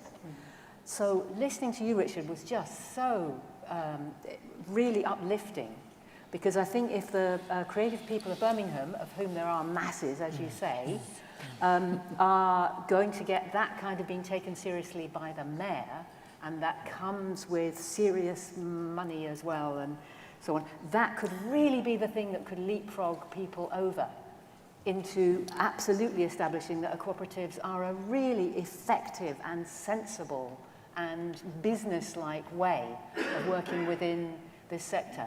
So what I would hope Birmingham would do would be to push the Labour Party in the about to become Labour government, I imagine, way beyond saying let's double the cooperative sector, which I think is quite unambitious. I think if you can lead in Birmingham and you can start tripling and quadrupling and quintupling the cooperative sector, then the rest of the UK can come trotting along behind. Yeah. Thank you. It's the region, but yeah. Yeah, sorry. The West Midlands, I meant, of course. The West Midlands, of course, yeah. Before we go to questions, I'm going to come to Richard and Joe.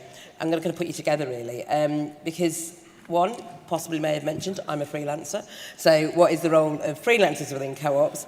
But two, you've talked very passionately about the West Midlands and co-ops, but I suppose what are the opportunities here to kind of really do that for this sector? Well, would you like to sort of kick off to talk about Is some that of a the microphone you've got in your hand, Richard? No. I'm teasing. Would you like to just kick off to talk about the ownership Yes, hub? That would be good. I will, that's fine. So one of the things that we're doing in the West Midlands, which I hope will contribute towards the modest ambition of doubling the number of co-ops, is we have what we're calling an ownership hub. And this is an initiative funded by Power to Change, delivered by Co-operatives UK, the Employee Ownership Association and the West Midlands Combined Authority Culture Team. And what we're aiming to do is to encourage, enable, facilitate the formation of co-ops and employee-owned businesses within the creative industries. We're focusing on that sector for now. We hope it will develop into other areas. So we're doing this in a number of different ways. I firmly believe that this sort of work is all about forming relationships. It's about listening to people, getting to know them where they are, and thinking about how the co-op model can support, where appropriate. And so we're doing things like offering Dream Together workshops, where if creatives have got ideas about what might make a good co-op, what might be a good solution to some of the problems that they're facing as freelancers or as people working in the creative industries, they can work with a creative developer or a co-op advisor, depending on what's most useful for them, to form their idea, see if it's got legs, and then there's the opportunity to apply for the business development programme that Co-ops UK offers, funded by the Co-op Bank. So we've got a sort of pathway from your dream, your idea, to becoming a fully formed co-op. We're also offering what we're calling a succession starter seminar. So this is where organisations, arts organisations or businesses, who's going to own it after them? This is often a problem, and it's a problem in the arts where you have sort of niche organisations formed, and what they're looking for in terms of succession is a mini-me to take it over, because who else is going to be able to do it? And needing that imagination to think, who could own this after me? Maybe our freelancers could own it. Maybe our audience could own it. So we're opening up that space. And all of this is free at the point of use. It's all funded by Power to Change. And we will be assessing this model, seeing how it works, and it's going to be great, by the way, and hopefully developing it and rolling it out to other sectors with the support of our mayor. No, thank you, and I'm really pleased that we've got this programme in place. And also, you know, I've been looking at the way in which something called the West Midlands Growth Company works. That's something the previous mayor used to largely attract inward investment into this region, and there's nothing wrong with that, but I want that business to spend more of its time working with young entrepreneurs and some of our SMEs in the region to help them grow and develop. So I use a phrase, rebuild our economy from the bottom up and the inside out. But that also includes helping provide and share insight about different ways people can work together and collaborate. And this sector for me is, I don't know all the history about why we chose this sector, but I hope it was because I think this is a sector where this model in the first instance has more application and more resonance and relevance in almost any other sector. The concern I have for people in this sector is two things: it's scaling up activities, and also how do we help particularly young people in these professions access the finance they need to invest in technology and other aspects they need to progress. So I'll be following the work we're leading at the Combined Authority very closely. The real test is how we increase capacity and capability in the sector, but also that in itself is not going to lead to success unless we create the jobs here that will allow those people to not just survive but thrive in their chosen professions. Thank you. I'm going to have one last question for everyone. Listening to all of you, it seems to me there's a real natural fit between creativity, creative thinking, and the co-op model. Am I wrong? Or right? You're right. Obviously I'm right. But why do you think it is? Why do you think there's a natural? It just feels very synergist. Anyone? I mean, at its best, you know, creativity is kind of about imagination and reimagining the world, and it's kind of an alternative or like a different mode of being in the world or experiencing the world. You know, at least that's the aspiration. And I think that lends itself quite naturally to a different way of seeing the world and wanting to create different alternative forms of communication and of organization around it. And I think in order to nurture that spirit, you need a particular setup. You know, I think working within a certain institutional structure kind of kills that and diminishes it, and it becomes all about kind of logistics and operations and profit and other things that kind of take up more space than the creativity itself. I think co-op model really allows the creativity to thrive and to breathe and to be kind of the leading force that connects not just members of the co-op, at least in Not Nowhere, but how we connect to our community.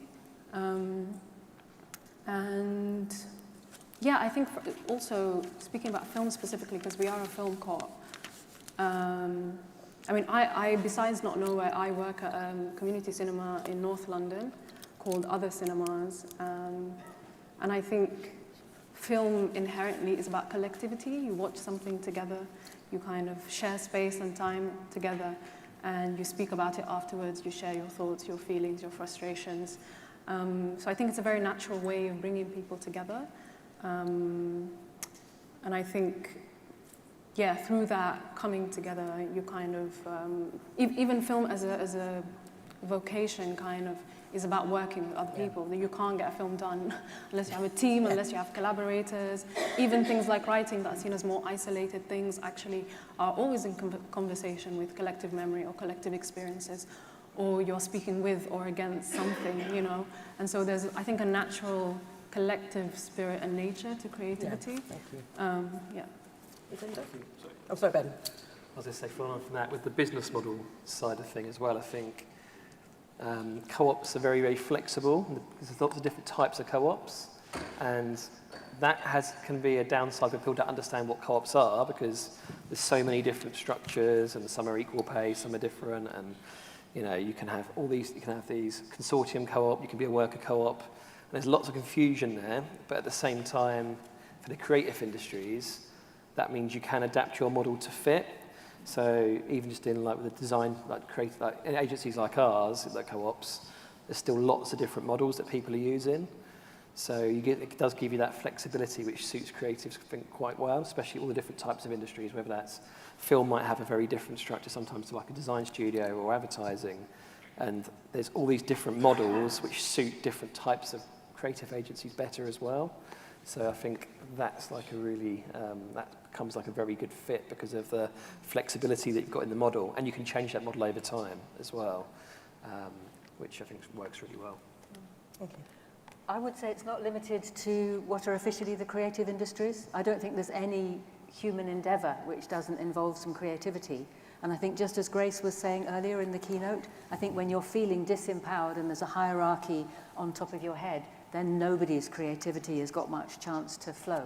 Whereas if you own the company that you work for and you are part of it, then whatever it is that you're doing, whether it officially counts as creative or not, you're going to do it better. Thank you. I think it's the community aspect, just to add to it. I love what Lucinda says about flow. For me, my central image about creativity is it's a river that flows through the cosmos, and it generated the earth and it generated each one of us, and it's in all of us. I think creatives understand that, and so it's very, and when I say creative, sorry, people working in the creative industries, we're all creative. And so I think it's very natural to therefore want to encourage the creativity in the people in the community around you. We don't need to be told that it's important for health and well-being. You accountants can go along and measure that if you want, but we just know that it is. And so that working with the community is something that comes naturally, I think, to people who work in the creative industries. Thank you. And Richard?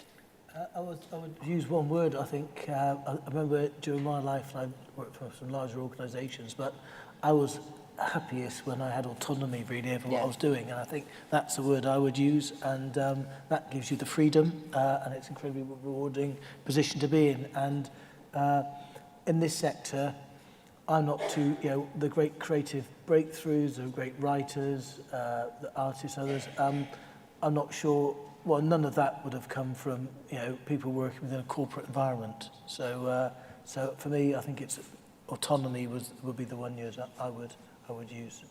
Thank you. I think we've got time for. Have you got any questions? No questions. Hayley. Oh, yeah, Rose.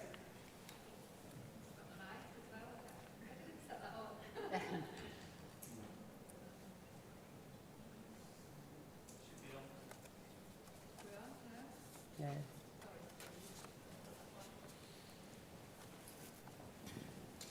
My question is for Lena, Lucinda, Ben. Have you chosen to structure your creative businesses as you've chosen to structure your creative businesses as co-ops? And I'm interested in two things. One, was that a conscious decision from the beginning, or did that evolve, and how did that come about? And secondly, amongst your peers of creatives and culture, to the conversation we were having this morning, do you think people in the creative industries and people you work with know and understand about all these merits that you've been talking about today? Yes and no. Yes, it was conscious, and no, it's not well enough understood in the creative industries any more than it is understood sufficiently in any other industries, would be my answer. Yeah, I think some people, as well, yeah, I think definitely the awareness there of co-ops is growing, I think. It is growing, but yeah, there's a lot more. There's still a massive confusion with the co-op is the retail store down the road, and it's quite unfortunate that the retail stores are called the co-ops, I think, because it just confuses people with like a business model. It's a bit like calling in Tesco's the limited company. You know, so there's this massive thing there, but I think it is improving, and that awareness, yeah, it is getting better. And I think when people join co-ops as well, I think some are really interested in all them things that brings, and you still have, and some people are less interested, and some want to get more involved and less involved. So we try and kind of like adapt to people can get involved as much as they want as well, with that side of things. Yeah, I would agree that I don't think people have the knowledge or the tools to realize that there are like other ways of organizing their work or of working collectively. I think also like the amount of work and responsibility that it takes to work within a co-op structure really puts people off, I think. But I don't think they think about the reward that comes with that. So I think, yeah, it's definitely something that's like growing. But I don't think it's, I don't think it's seen as a legitimate option yet. Yeah, I think people maybe feel safe working within institutions or within an existing film economy, and they don't see like alternatives to that. Yeah, I think it's significant that Ben's co-op, Creative Co-op, and our co-op, Media Co-op, we've both put co-op in the name. I think that means something. Yeah. I think it's right. I was the director for Business Link for 8 years, running their creative industries programmes across the West Midlands. That was the largest in the country. I don't think we worked with one co-op. And it was only when I was talking to Joe this week about freelancers that I knew there was a model for freelance. So, you know, I'm somebody who's fairly informed on those structures. So I think I'm going to kind of leave it with Richard, really, because you've said it on a stage now. So now we can make it, I think it'd be really interesting to see far more commitment to co-ops in this sector, particularly in the West Midlands. And I think from my point of view, because I'm going to have the last word, it is actually because of the circumstance of this region, is that there are a lot of people, particularly people of colour, who are not really represented in this region. In fact, I only mentor artists of colour in Birmingham because of the lack of opportunities they have. At least I can kind of give that platform. So I think this is a real chance for this region to start taking that. And I think that the lovely thing, the thing I loved when Jay told me about this was the dream workshops, to actually take a step back from the corporate, because even in the sector there's a corporate structure. I loved that when you said there was dream workshops. I thought to have that chance to dream and think is how you kind of create, I think, this space. So I hope next time when you're at your next conference, the West Midlands will have all of these kind of developing co-ops from the West Midlands in this sector, because that would, for me, would be a really wonderful achievement. Thank you. I'd like to say thank you to everyone on the panel. It's been really interesting. So Lena, Ben, Lucinda, Joe and Richard, and thank you all. Thank you.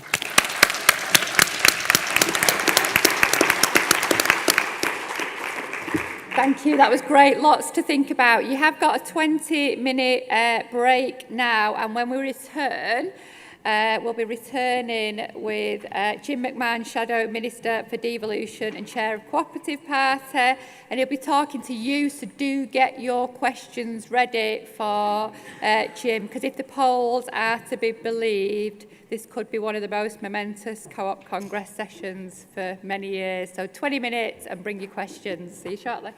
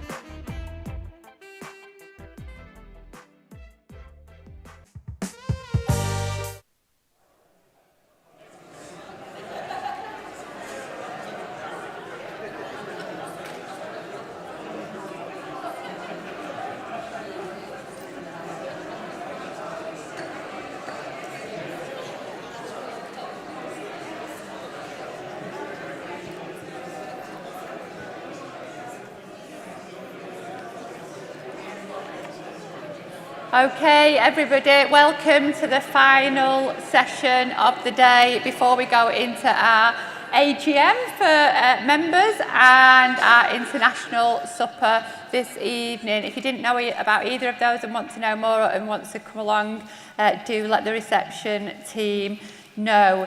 So, you might be aware that there's a general election coming.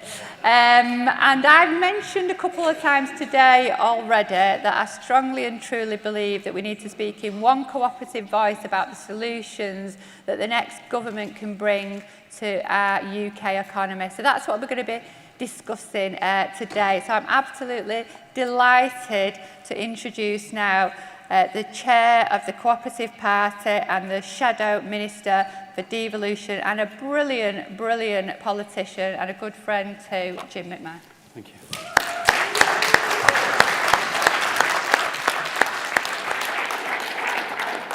Well, thank you, everyone. It's great to be here in Birmingham for a group of fantastic people talking about fantastic ideas, which is essentially what our movement is about.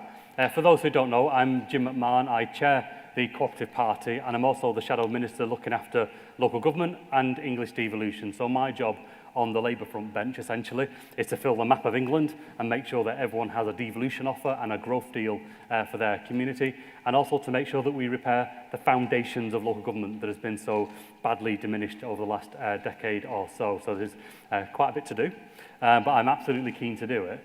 But in doing so, to make sure that our cooperative values and how we do our own business really is reflected in everything that we do in that space as well. And so, very exciting times, very busy. We were only in Manchester yesterday, Joe. I can see a number of people in the room were there as well for the Labour Party manifesto launch. And I would say it was a pretty good day for cooperators in that manifesto launch. There was a lot of things that we've been talking about over a very long period of time that we have secured in that manifesto for government. And looking at the polls, although polls don't vote, we know that, but all being well on the 4th of July, we will begin to start realising some of those in a Labour and cooperative government.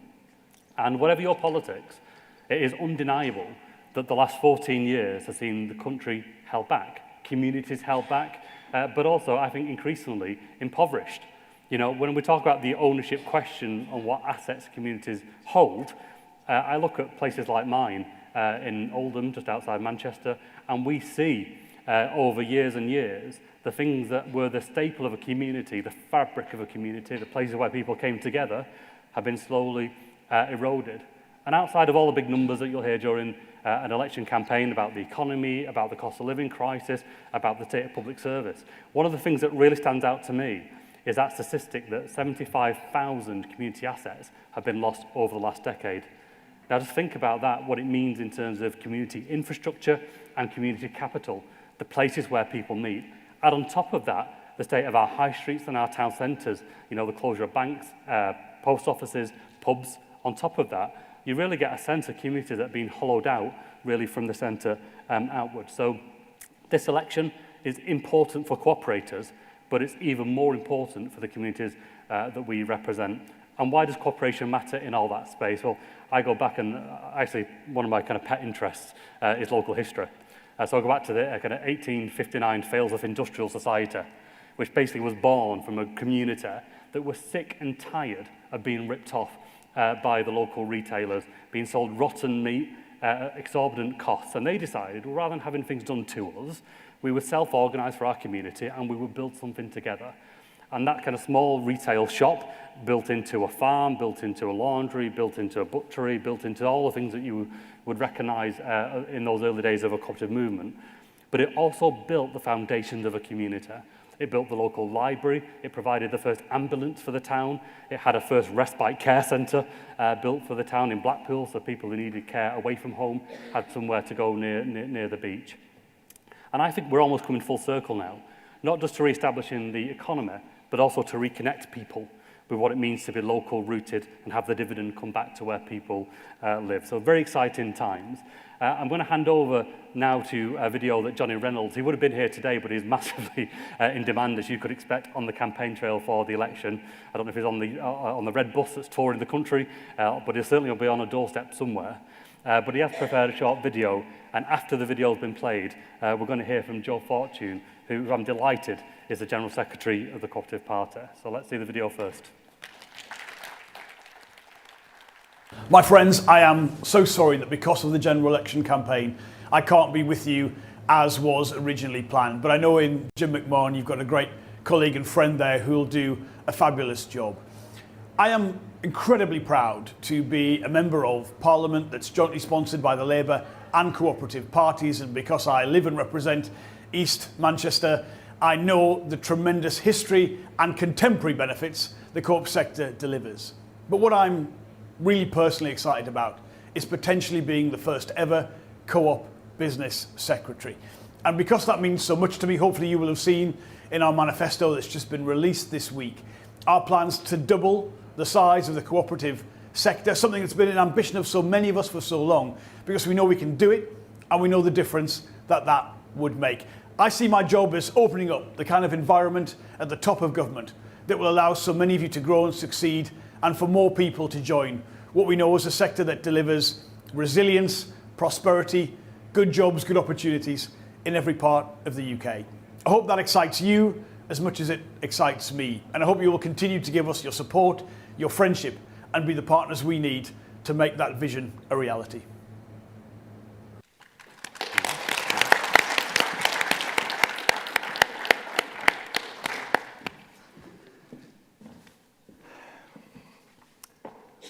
Hi friends, my name's Joe Fortune. I'm incredibly proud to be the General Secretary of the Co-operative Party.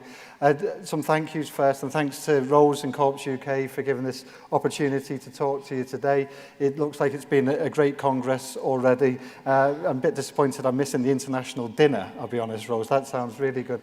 But nonetheless, thank you for having us here, and thank you to so many of you in this room who support the Co-operative Party over all the days, months, years it takes to take us to moments in time like we have in front of us as well. It's hugely appreciated. For those of yourselves who may be newer and haven't really come across the Co-operative Party before, the Co-operative Party is the political party, and I was talking to colleagues from Lincolnshire about it just now. The Co-operative Party is the political party of the cooperative movement. We have one really clear and important mission to promote and defend the cooperative movement in all its guises. That's what we're here to do. That's what we try and do day in, day out. That's the piece which guides us. There's, of course, plans and other bits, but that essential mission is what we're all about. We are a growing political party. We're the fastest growing political party since 2019. So we are now just shy of 14,000 members, 107,000 supporters, 1,600 elected representatives, 1,600 elected representatives shared with the Labour Party. 1,600 elected representatives is 1 in every 4 elected representatives in the Labour Party's Labour and Co-operative. So we are a growing party, and what I hope from that growth is that we are better able to defend, to complete our mission, to complete the mission of promoting and defending the cooperative movement. As Jim says, it's been a little bit of a busy period. You'll have to forgive me if I slip into canvas mode. I think I've done maybe 10, 15 seats in the last sort of 7 or 8 days, so I'm not even sure what city I'm in. I was definitely in Nottingham recently, and now I think Birmingham as well. But look, I want to talk a little bit about the manifesto that Jim referenced. And I want to talk about it because of the amount of work which has gone in from many people in this room towards it. I want to talk a little bit about the ambition within what we've been doing in the Co-operative Party. From the Co-operative Party's point of view, we wanted to have 4 clear priorities for the next government to work with our sister party to seek to achieve. And we'll talk a little bit about those today. I wanted to start on growth, cooperative growth. And from the party's point of view, we've been working for many years on the basic of ambition.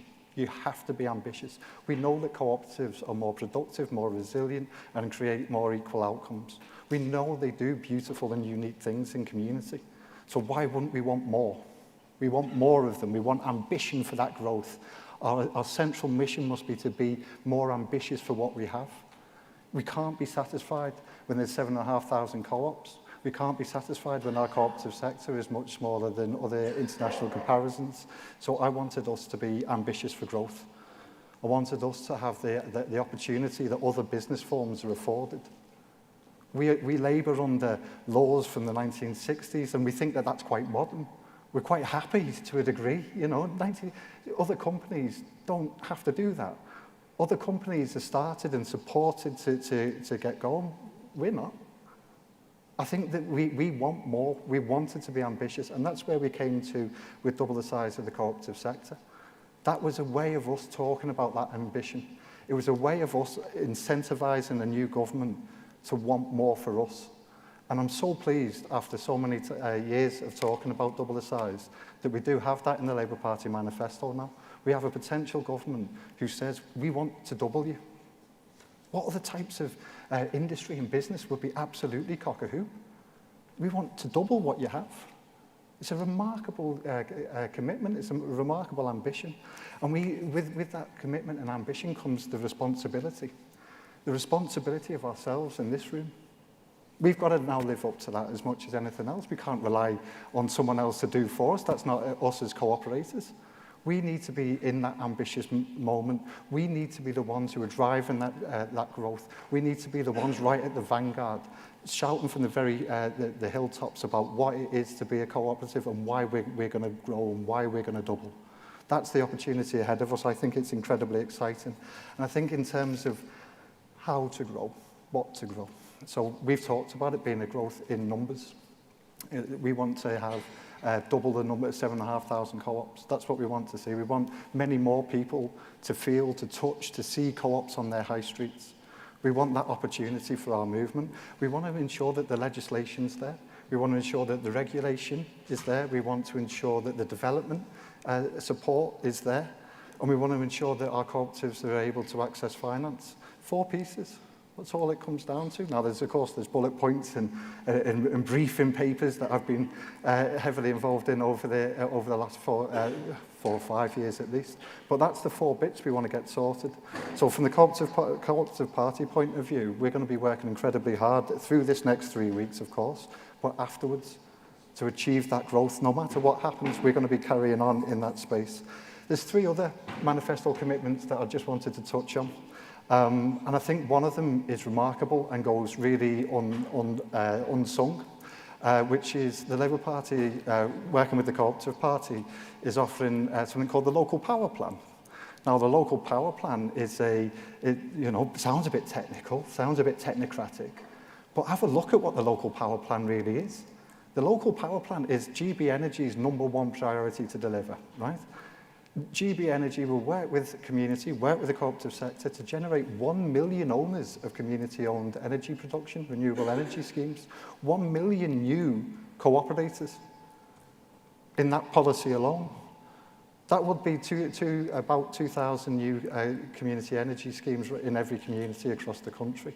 It would generate 8 gigawatts of community-owned renewable energy. 8 gigawatts is 3 power stations. It's a remarkable piece. It's a remarkable policy. I'm so pleased to have worked with so many here in this room, but also within the cooperative movement on that one. The third one is on local ownership. We know, as Jim says, too many community assets pass out from ownership. They leave our high streets. We know that we need to correct that. And we have the opportunity to bring forward new localism powers. We have the opportunity to really make the case to rebuild community power in the country, and I think it's hugely exciting.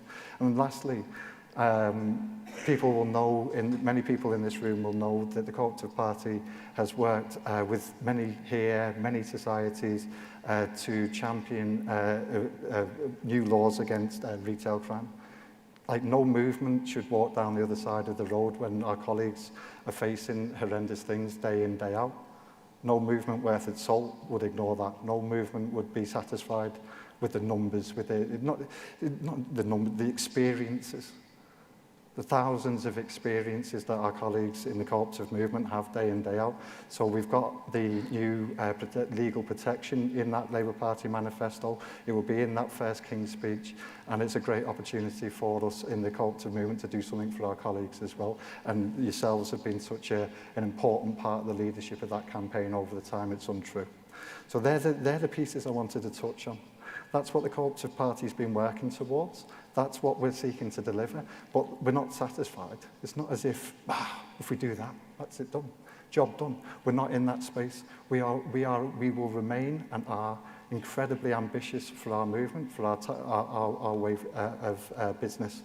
We are incredibly ambitious for it, so we're not going to finish there. We are going to be looking at other opportunities. We'll be working with that sister party, working with yourselves to try and make sure we have a more cooperative Britain in 5 years' time. So hugely exciting. Thanks very much for listening to me today. All right.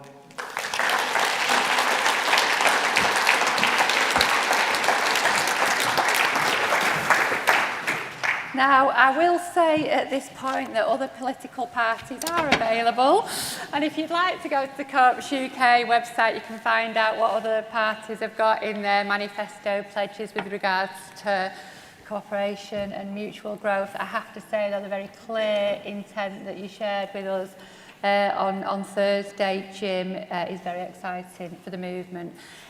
We've not got much time with you, so I am going to be going straight to questions. I've got loads of questions, but I book you on a regular basis with my questions, so I'm going to go straight to questions. Who'd like to start? I've thrown you all going straight to questions. I was going to say, I know Robin's got a question. Robin Feith, Building Society Association. Thanks, Rose. Jim and Joe, look, we were absolutely delighted because, of course, the commitment that's in the manifesto is to doubling the size of the cooperative and mutual economy. And the conversation we were having this morning was really scoping the huge potential ambition of that commitment, providing the whole movement is prepared to be really open and wide. And I think one of the question and the challenge is, as we were discussing this morning, is how inclusive of the whole mutual world would a new Labour government be prepared to be? So, when I was reading the manifesto yesterday, GB Energy sounds to me very much like a mutual, a public service mutual, and there's lots of Rose was talking this morning about Royal Mail, about water. I think there's a huge possibility here, a huge opportunity to move the dial very, very significantly beyond just the, if you like, the doubling of the number of either, in our case, numbers of members of building societies, in your case, the number of cooperatives. I think we could be a lot more ambitious. I'd love to hear your thoughts on that. Thanks, Robin. I think there is a remarkable amount of energy within, certainly in the last short period of time, within building societies, within mutuals. It's fantastic to see. It's fantastic to see that yourselves and other wider mutuals feel huge opportunity. I think it's really important that remains the case. It's fantastic, as you say, to see it being cooperative and mutual in the manifesto. So I think that's a real positive for all of us. And I think that over the period of time that the cooperative movement in all of its guises sometimes has spent an awful long time defining itself against one another. And I understand the roots of those discussions, and I've had those discussions over many years. But what I would encourage colleagues is to seize opportunity when it comes along. And there is that, so that is the moment that we have. In terms of new mutuals within public policy, like what we have to understand is that there is a wider piece of public policy going on other than what is the thing's governance. So whether that be a water company, a train company, like I've looked at in the past, how I came to the Cooperative Party was thinking about how to mutualise train companies. What we have to ensure is that our governance, what it means to be a mutual, actually works within that public policy context. Because for me, I would love to talk about water. I've studied how to mutualise the water industry. I've written a paper on it. It takes 25 years. Like, to properly mutualise the water industry will take an investment horizon of 25 years. So for me, I think that what we have to be is very strategic, very understanding of wider public policy to ensure that we maximise our opportunity, but it is definitely there. Thank you. Right, I'm just going to, just so that Jim gets a couple of questions as well. One of the things that we're talking about in terms of cooperative growth, we've been talking about today, is how it has to come from the ground up, and it actually is informed in communities, and communities take ownership of those, and they're not looking to necessarily scale across the UK, but they want to solve their problems in their communities. It sounds like you potentially would be in the perfect position of understanding cooperatives and being in charge of those local governments and devolved powers. So, yeah, what's the plan, Jim, should you get in? Well, I mean, I suppose there's two aspects, really. One is, I mean, just like the level playing field. At the moment, it's just so easy to go online to Companies House and set up a company with a few pound. There is no route to education. There is no route to promote the values, the benefits, the advantages, so people can really consider whether a cooperative or mutual versus a private limited company is the way forward. So I think one is, how do you mainstream some of this is important, and I think that requires us to kind of work out with our colleges, our sixth form colleges, our universities, to make sure that we begin to mainstream the language of cooperation. I think we take a bit too much pride, if I'm honest, with being the best kept secret, and I think we need to share a bit more so it is mainstreamed. On the other side, though, I do think there is a kind of grassroots movement, because that's where most co-ops really were born from. Local community need, people rallying together, people creating something of value together, people then sharing the dividend of the value that they create. And I think the kind of community ownership thing for me personally in the brief has the biggest opportunity to really safeguard local community assets, but also to build new assets. So, as we begin to kind of rebuild new communities, as we create communities from nowhere, communities that don't currently exist, we're talking about building 1.5 million new homes. Some of those will be new towns. But what about the community infrastructure that supports those new town developments? I think we need to look at every opportunity, which is why I think having just more cooperators in power makes a difference. So, I mean, if you look at the shadow cabinet in Labour, if you look at the front bench, we are very well represented when it comes to the Labour Party. So you've got a cooperator as the shadow business secretary. You've also got a cooperator as the shadow leader of the House, actually the legislation and the programme for government that will then follow that. So I think there's a huge opportunity, but I think always bringing it back round to the community development and making sure in the end the community holds the asset, because elections come and go, governments come and go. We want to make sure that what we create is safeguarded for future generations. Thank you. Right, okay, questions. I'll take a couple at a time. So we'll do Dom and then James, please. Hi, Don Kendall-Ward, Group Secretary at Co-op Group. Something we talk about a lot in the movement is that we in this room all know why we are really committed to cooperation, but we aren't always brilliant at articulating it to others. And if and when we have a Labour intercooperative government, you will of course need to be shouting about the benefits of cooperation to make sure that they cut through against other manifesto priorities. So I'd be really interested to know, what is your 1 minute elevator pitch on the value that cooperation can bring for the wider economy and society? After 20 seats in however many, it's a fantastic challenge, a 1 minute elevator pitch on that. For me, what I always say is that the cooperative movement provides something unique and beautiful. I think that we are a way of spreading power and wealth. I think that we do things that no other business form does. That's the 8 words pitch. However, at the start of the question was a really important piece.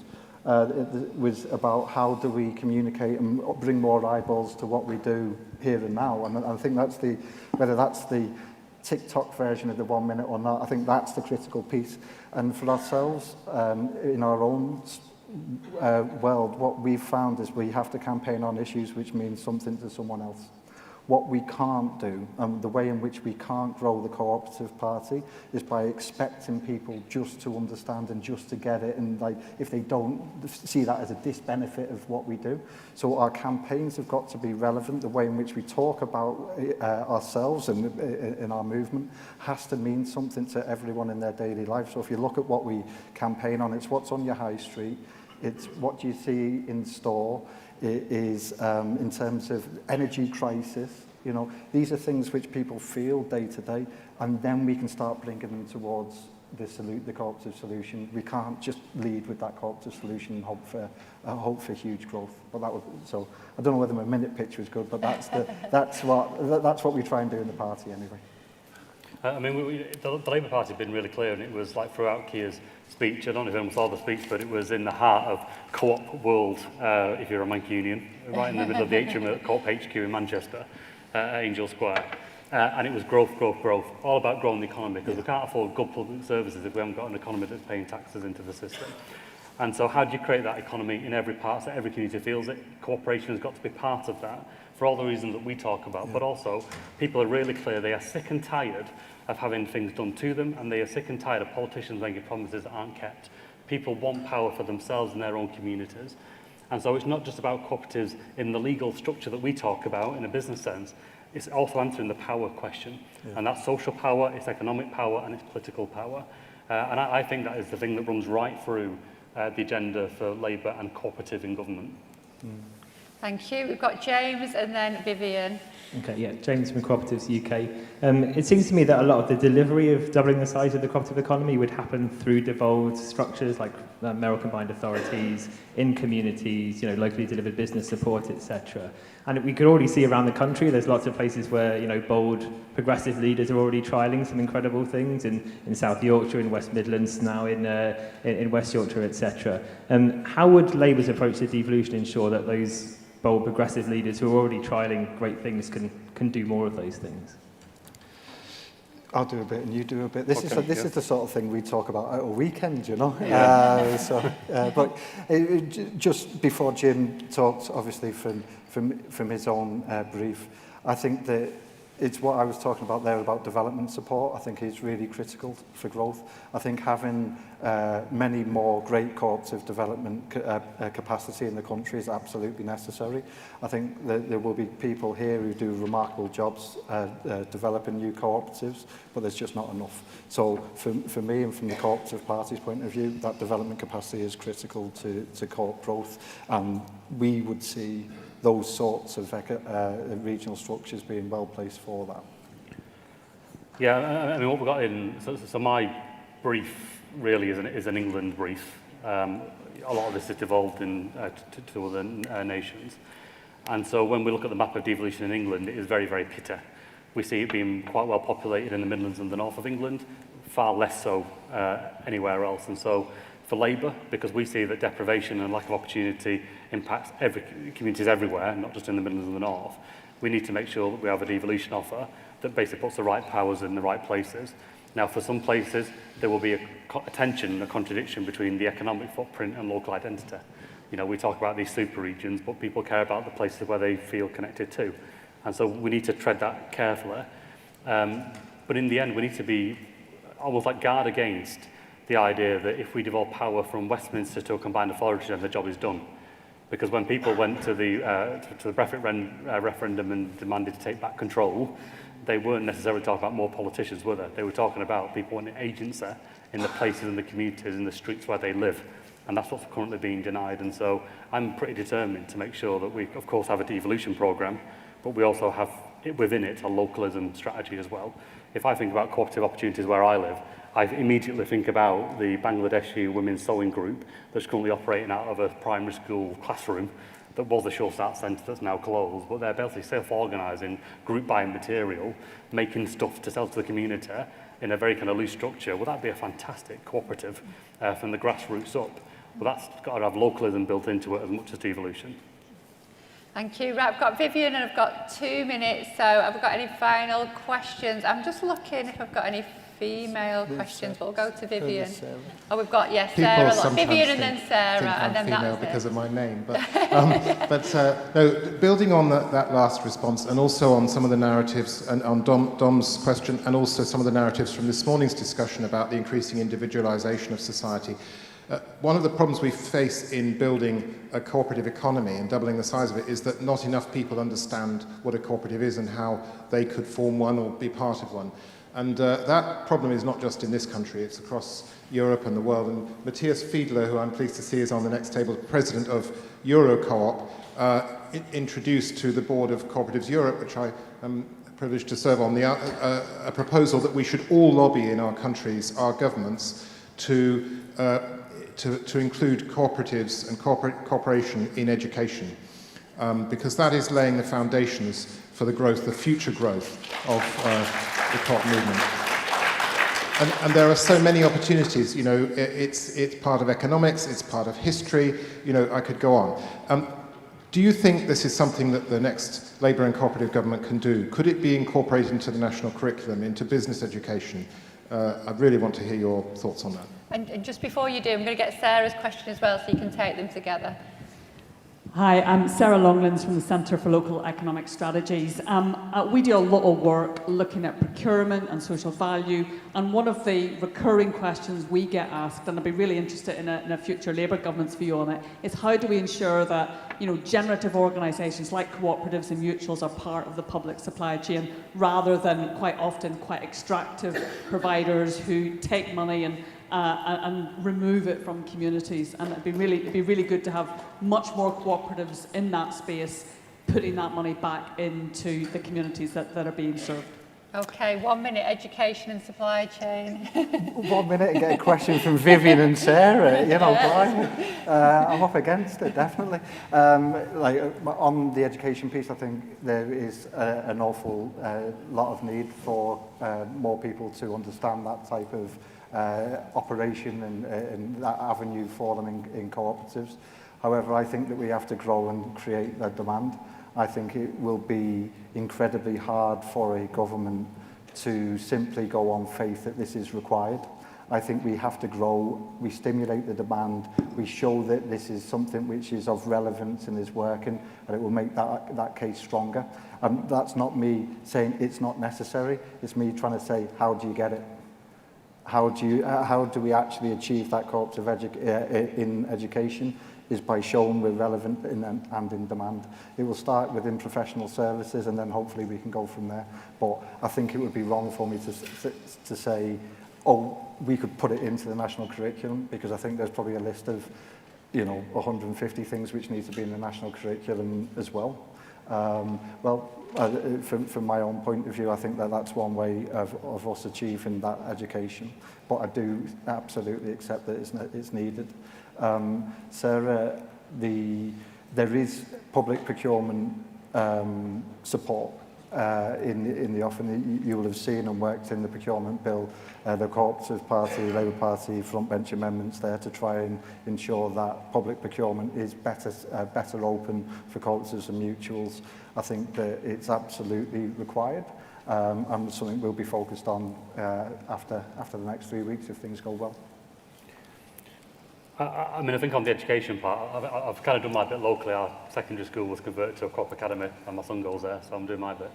But there's huge opportunities in education. I did a private members bill as a backbench MP for votes at 16, and that's kind of the headline, giving 16 and 17-year-olds the right to vote. But within it was the lion's share actually of the bill would have been education in schools about political power, social power, economic power. So people have really had an insight into how the country works and how it operates. And I do think there would be room within there to educate people on cooperatives in terms of community, economic power, if nothing else. On the procurement side, I think there is huge opportunity here. If you think about the type of announcements that came through the manifesto, not just kind of the supply chain stuff that councils generally have an eye on it in terms of local value return. But think about the house building pledge for 1.5 million new homes. There's definitely got to be a cooperative solution within housing as part of that contribution. Think about the pledges for the expansion of early years, you know, cooperative early year providers. Think about the crisis in adult social care and the fact that the private market provision, frankly, is broken. Well, there's opportunity in social care provision, again, for cooperative solutions there. And so, I think we're going to see, and this, of course, will contribute to our double the size. I think we're going through a new area now, genuinely, not just of doubling the size from a numbers point of view, but people being able to see and feel it in their communities, in every aspect of their community. I think it could be quite exciting. Yeah, all very quite exciting. Thanks so much for joining us on your busy schedule. Can I have a thank you for Joe Fortune and Do we want to go back to get rid of our microphone? Yeah, we do. So we are going to ask you all as well to feedback on today's sessions, the QR code on the front of your programmes and on the screen. So we have gone digital, those of you coming to the AGM, it's all very exciting. So if you could do your feedback forms, if you need to register for the AGM, please go to the registration desk. And if you're not booked onto the International Supper and you'd like to be, come and see me or the reception. But thanks to everyone for a really great day, and thanks again to Jim and Joe. Thank you.